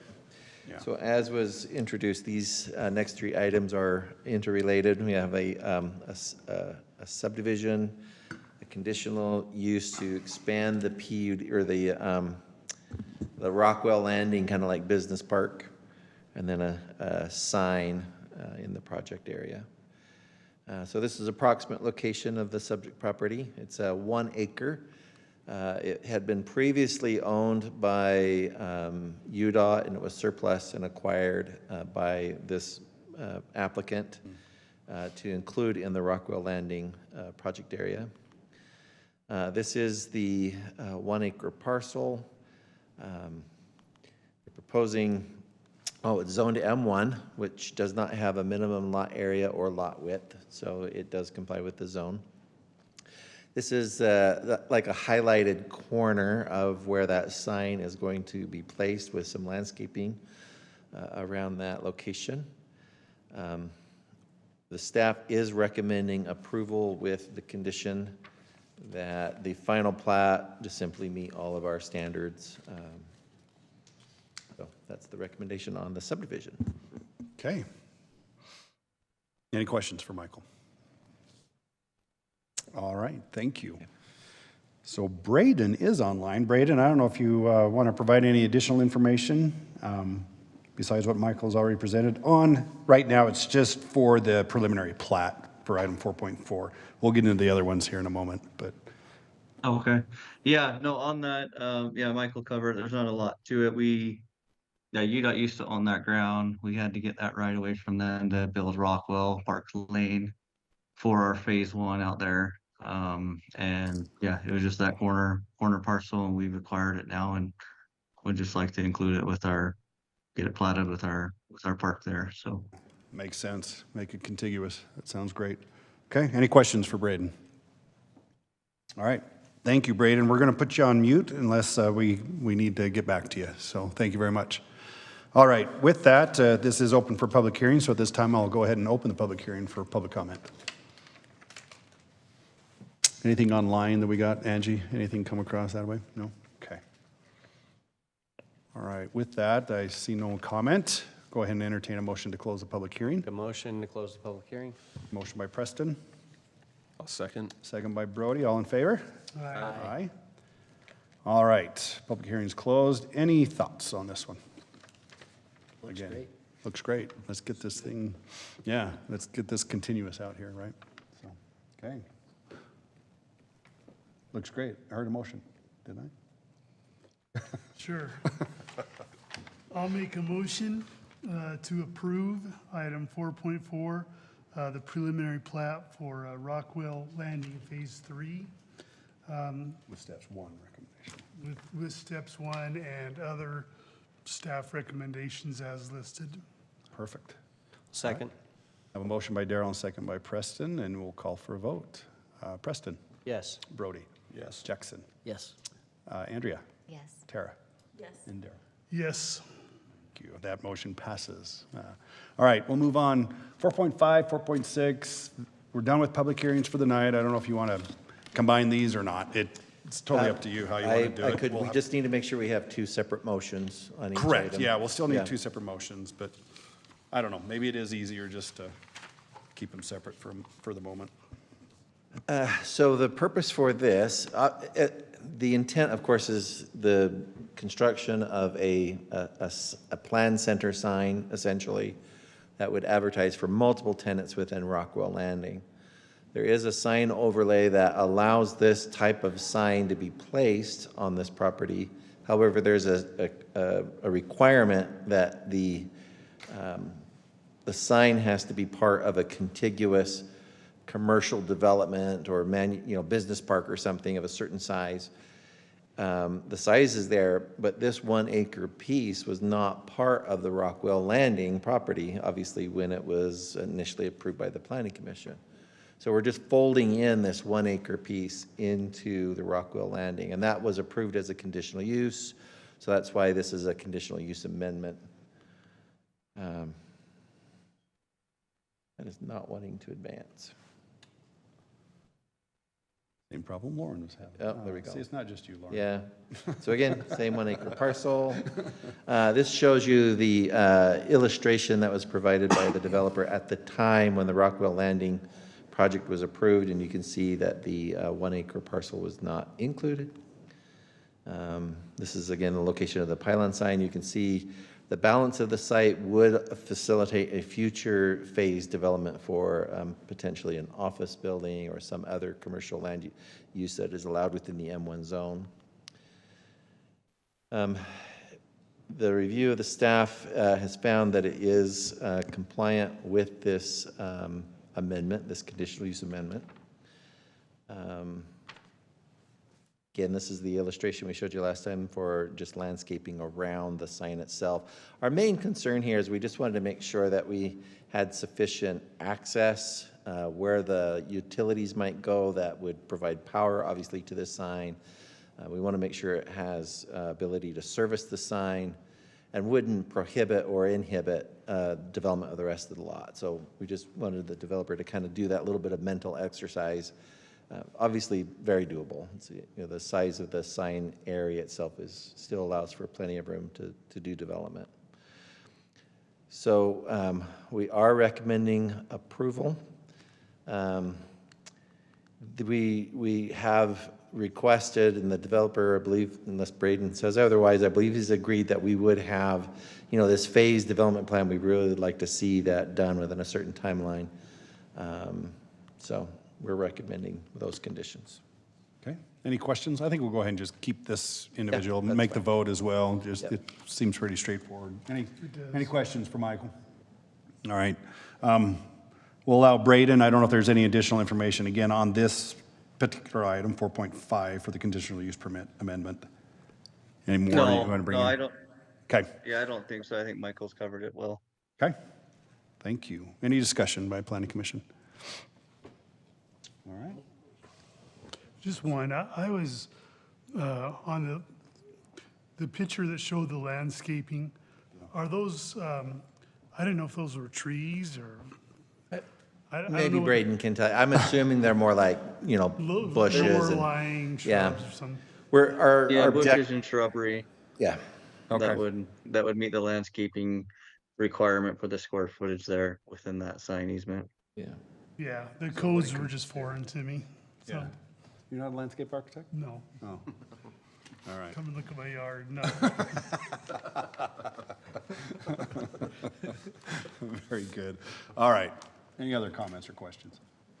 Just want to make a motion to approve item 4.5, including the 3 conditions as outlined for city staff. Great. Motion by Preston.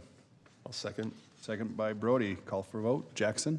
Yes. Brody? Yes. Preston? Yes. Darrell? Yes. Tara? Yes. Andrea? Yes. All right, that motion passes. We'll move on to item, where are we at? 4.6, consideration of a conditional use permit for a pylon sign in the Rockwell Landing. Okay, let's bring up this next presentation. Here we go. So as described in the packet, this pylon sign is a changeable copy LED, like we are often seeing now in the marketplace. It'll provide advertising for multiple tenants within the center, right? We are not allowing off-premise advertising. All the advertising for this has to be tenants within Rockwell Landing. So we can't advertise Pepsi and get them back to number 2? Yeah. Right, since they just filled the Dr. Same Pepper. location, Hey, same I'm a Pepsi site. guy. Here are the renderings of the proposed sign. 45 feet tall, has some material and color finishes that are complementary to the buildings that have already been constructed in the business park. These are some of the standards that are required in that overlay zone that allows for this type of shared sign. As we talked about, there was some concern about the height relative to the adjacent right-of-way.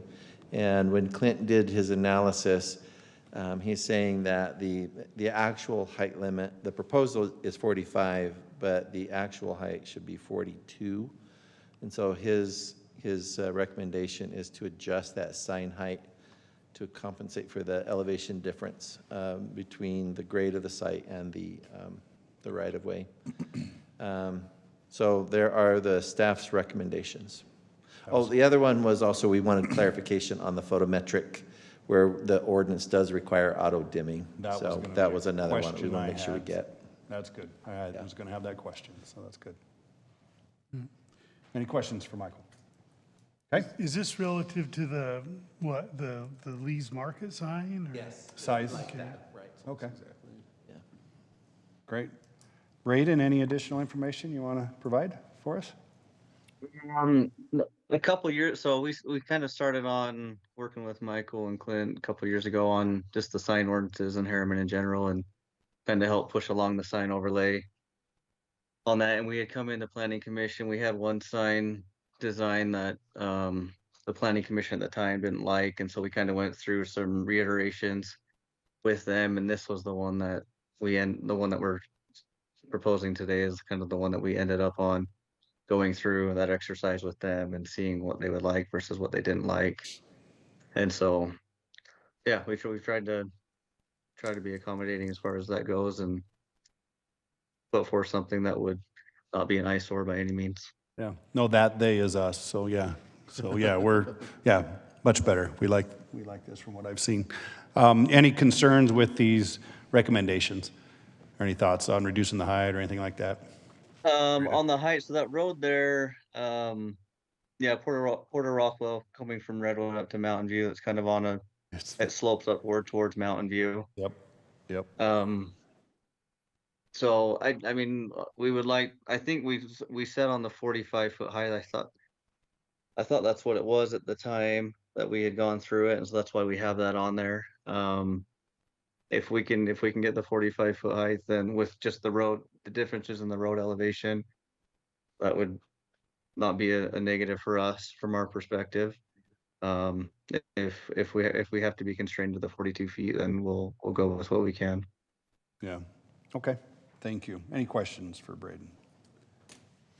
All right, maybe real quick, go back to that calculation that Spencer had. Let's see what. Maybe we update item 3. Yeah, I was just curious here. Just look at this real quick. Sidewalk elevation, so. Because it's like 3. It's 4708. Well, and that's just it, because the requirement is from street elevation, but it is 3 feet higher in that location. So I guess my comment is if they make the bottom of the sign elevation 4705, then they could meet and still have a 45-foot tall, right? I think maybe you could clarify the intent of that condition, just saying it needs to be exceed 45 feet above the sidewalk adjacent elevation. street elevation. Yeah, I think we just amend it that way, right? And everybody would be fine with that.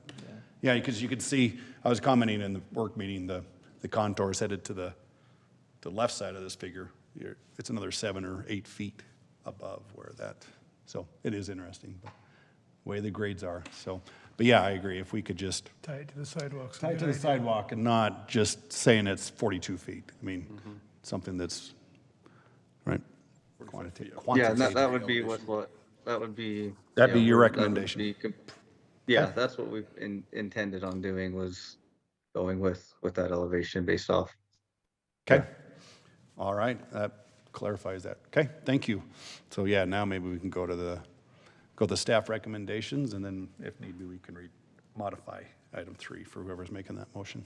If we're ready to make a motion, any I'll comments? take one quick comment. Yes, by all means. I just want to thank Braden, a sincere thank you.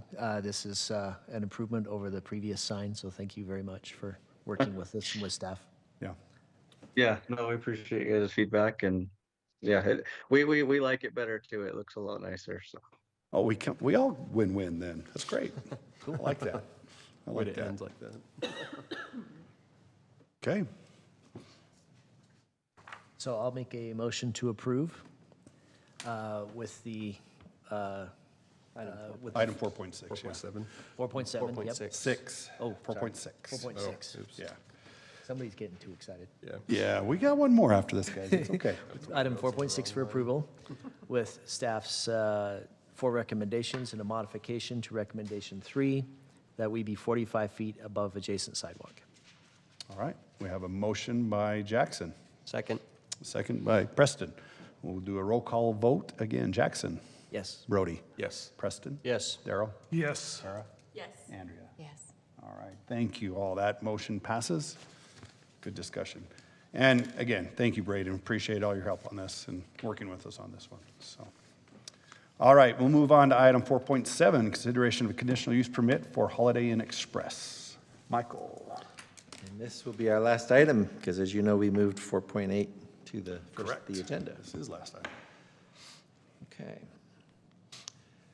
So this is within the Anthem Commercial Master Development Agreement. Commissioners may recall that we recently entertained a request from the master developer to allow for additional height for hotels within their development agreement, which you recommended approval of, and the city council did amend the MDA to allow that. This is the location of the proposed hotel. It is adjacent to an open space and a trail. This is also near other restaurant and services that are building out within the Anthem Commercial. We think it's going to be a very desirable, compatible land use. We've obviously been trying to attract hotel operators within our city. So this is a 90-room hotel, 57 feet tall, so that is less than the maximum height that was requested by the master developer. It has that connection, these pedestrian connections to Midas Creek and the future trail. Landscaping is compliant, and they do satisfy our parking requirement. There is a request from the city for an easement. You'll see it's kind of faint, but in the lower left-hand corner, there's a proposed city trail that's going to just clip this property, and so we've requested an easement for the development of that trail, which the applicant has agreed to, or at least, prior to this meeting tonight. Impact that detention pond a little bit, but still be able to work within that, right? Yeah.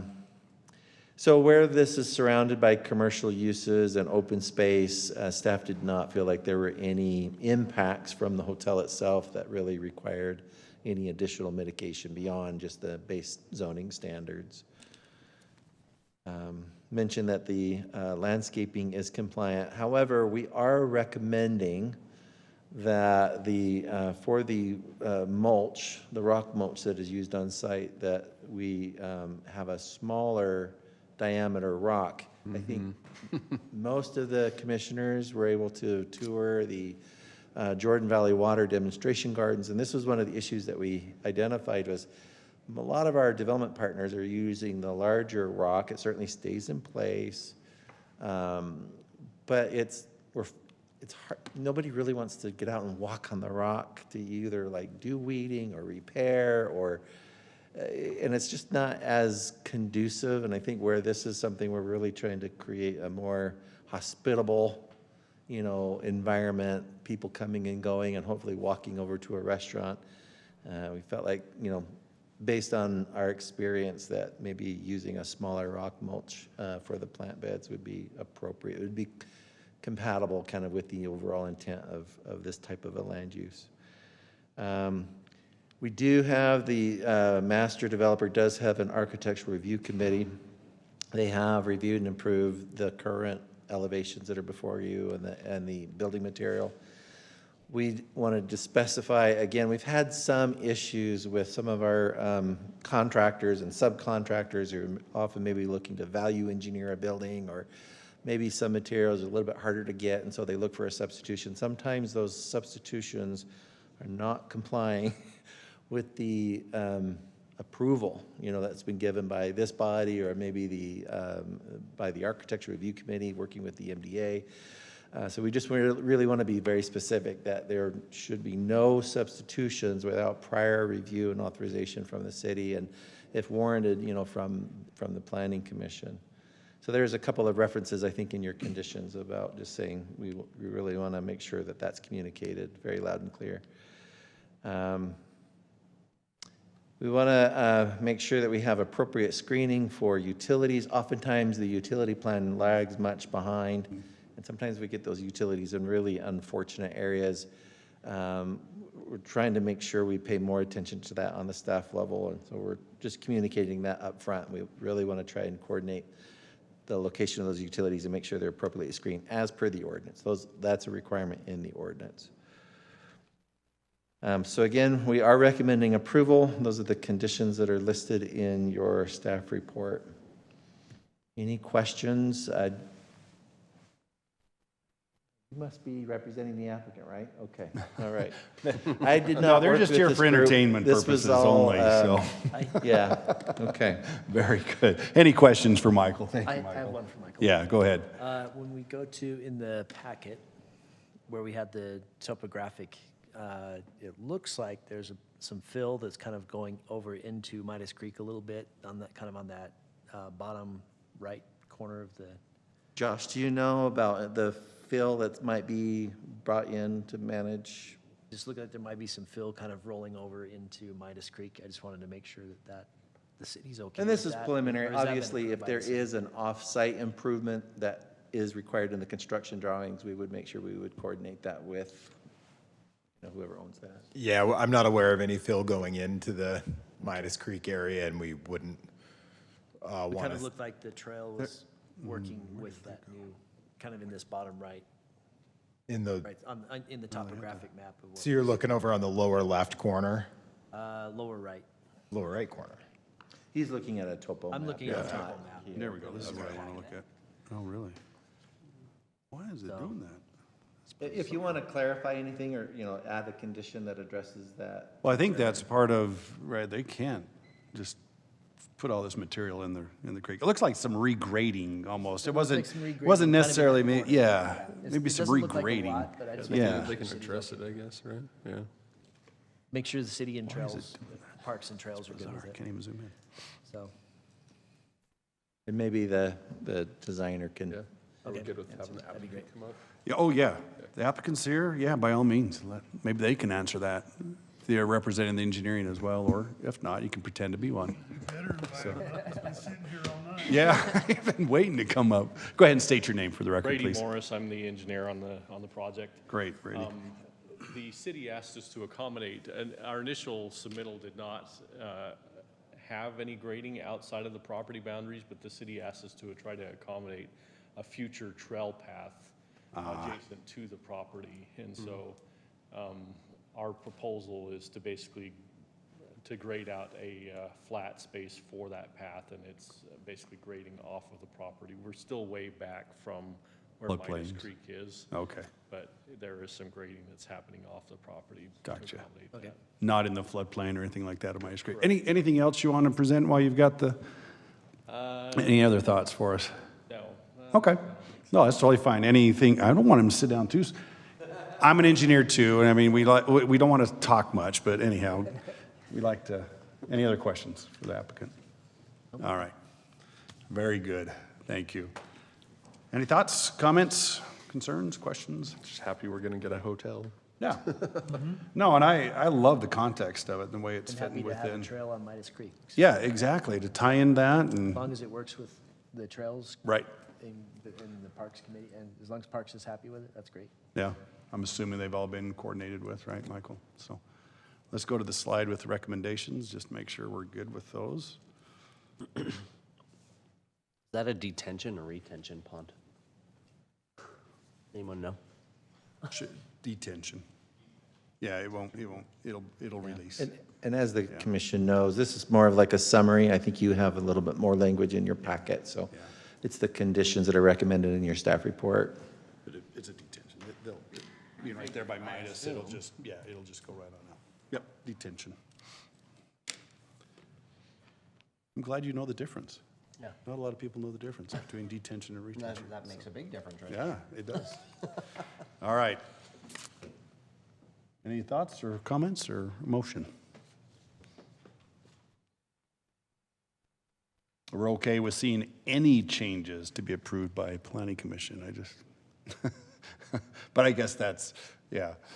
I do like the screen utilities comment. Absolutely. Too many times we just have them sticking out there. See if, go back to. Where are they? Because you said you had more there we go. There's the more detailed recommendations that are in the packet. Can you see that? So basically, item 4 says, and if we base it on what's in the packet, no site plan revisions, building elevations, or exterior building material substitutions shall be allowed without prior approval of the planning department or planning commission. So that's not any changes, but. Yeah, and there are That's, some. that's what we're talking about. Obviously, there are some things that under the MDA or, under the provisions of the ordinance that we can be administrated by the staff. Correct. Some things would warrant review Yeah, by the. if they planning want to commission. go against the MDA, that would have to come to us. I'm ready to make a motion. Is Okay. there- All right. I'd like to make a recommendation on item 4.7. This is not a recommendation, this is an actual approval. Oh, okay. Yeah, this- Sorry, this yeah, is- yeah. Yeah. I'd like to approve item 4.7, consideration of conditional use permit for Holiday Inn Express with staff's 4 recommendations. All right, we have a motion by Brody, I'll second. a second by Jackson, all in, I can't do that one, I got to do a roll call, but I was trying to get through it quick. All right, we'll go ahead and call for roll call vote on this one. Jackson? Yes. Brody? Yes. Preston? Yes. Daryl? Yes. Tara? Yes. And Andrea? Yes. All right, thank you, that motion passes, and thank you for sticking around with us tonight, we appreciate your time. All right, any comments by the chair or commission? About anything? Michael, by all means, I probably should have please. mentioned this in the work meeting, but our first meeting in July is July 3rd. Oh, yeah. It is noticed on our meeting schedule to have a meeting that night. There are some pending larger development requests, but at this point in time, we think we might only have one item on the July 3rd meeting. There could be others, but the main thing we're just wondering to know is, are people even going to be around if we hold a meeting? I'll be Is any- gone. So Tara, you'll be gone? I was going to say, that would be the only meeting in the next 4 that I would be around. I'm actually going to miss 3 of the next 4, so if we cancel that one, I won't be here. Yeah, I mean, that's the only one I could make it. You're out on the 17th of July? Yeah, so I'll be out that, yeah, anyhow. And I can pull the others. But I will be here if you Okay. want to hold it. I don't, who else will be here on the 3rd? My wife has not yet told me what my 4th of July is. You'll be here. As far as I know, I might be here. You'll be here. So we have at least 3. Preston, are you going to be here? Yeah, I'll be 3, there's 4, 5. Okay, so we Okay, could. so if we could hold, decide that we'd have it's enough. city business, that we would have commissioners Yeah. available, but. Yeah, so- Possible that one may be canceled, so. Yeah, I will be missing the one in 2 weeks, be here for the 3rd, and then I'm missing the next 2. So Jackson, hopefully you're around. If not, Pro Tem can handle it. Or somebody else. Anyhow, so yeah, it's just the way my summer schedule's. So I guess that's my comment. I'll be here for one of the next 4 Thank you. on the 3rd. Any other comments? Okay, next city council meeting is next week, June 12th. We'll meet in 2 more weeks as a planning commission. And with that, I'll entertain a motion to adjourn. Make a motion to adjourn. We have a motion, second by Jackson. All in favor? Aye. Aye. Thank you all. Great discussions tonight. Good job. Michael, I need to sign a plat while I'm here. So I'll just, somebody can let me in down there? No. Dedication. Tell me what it's,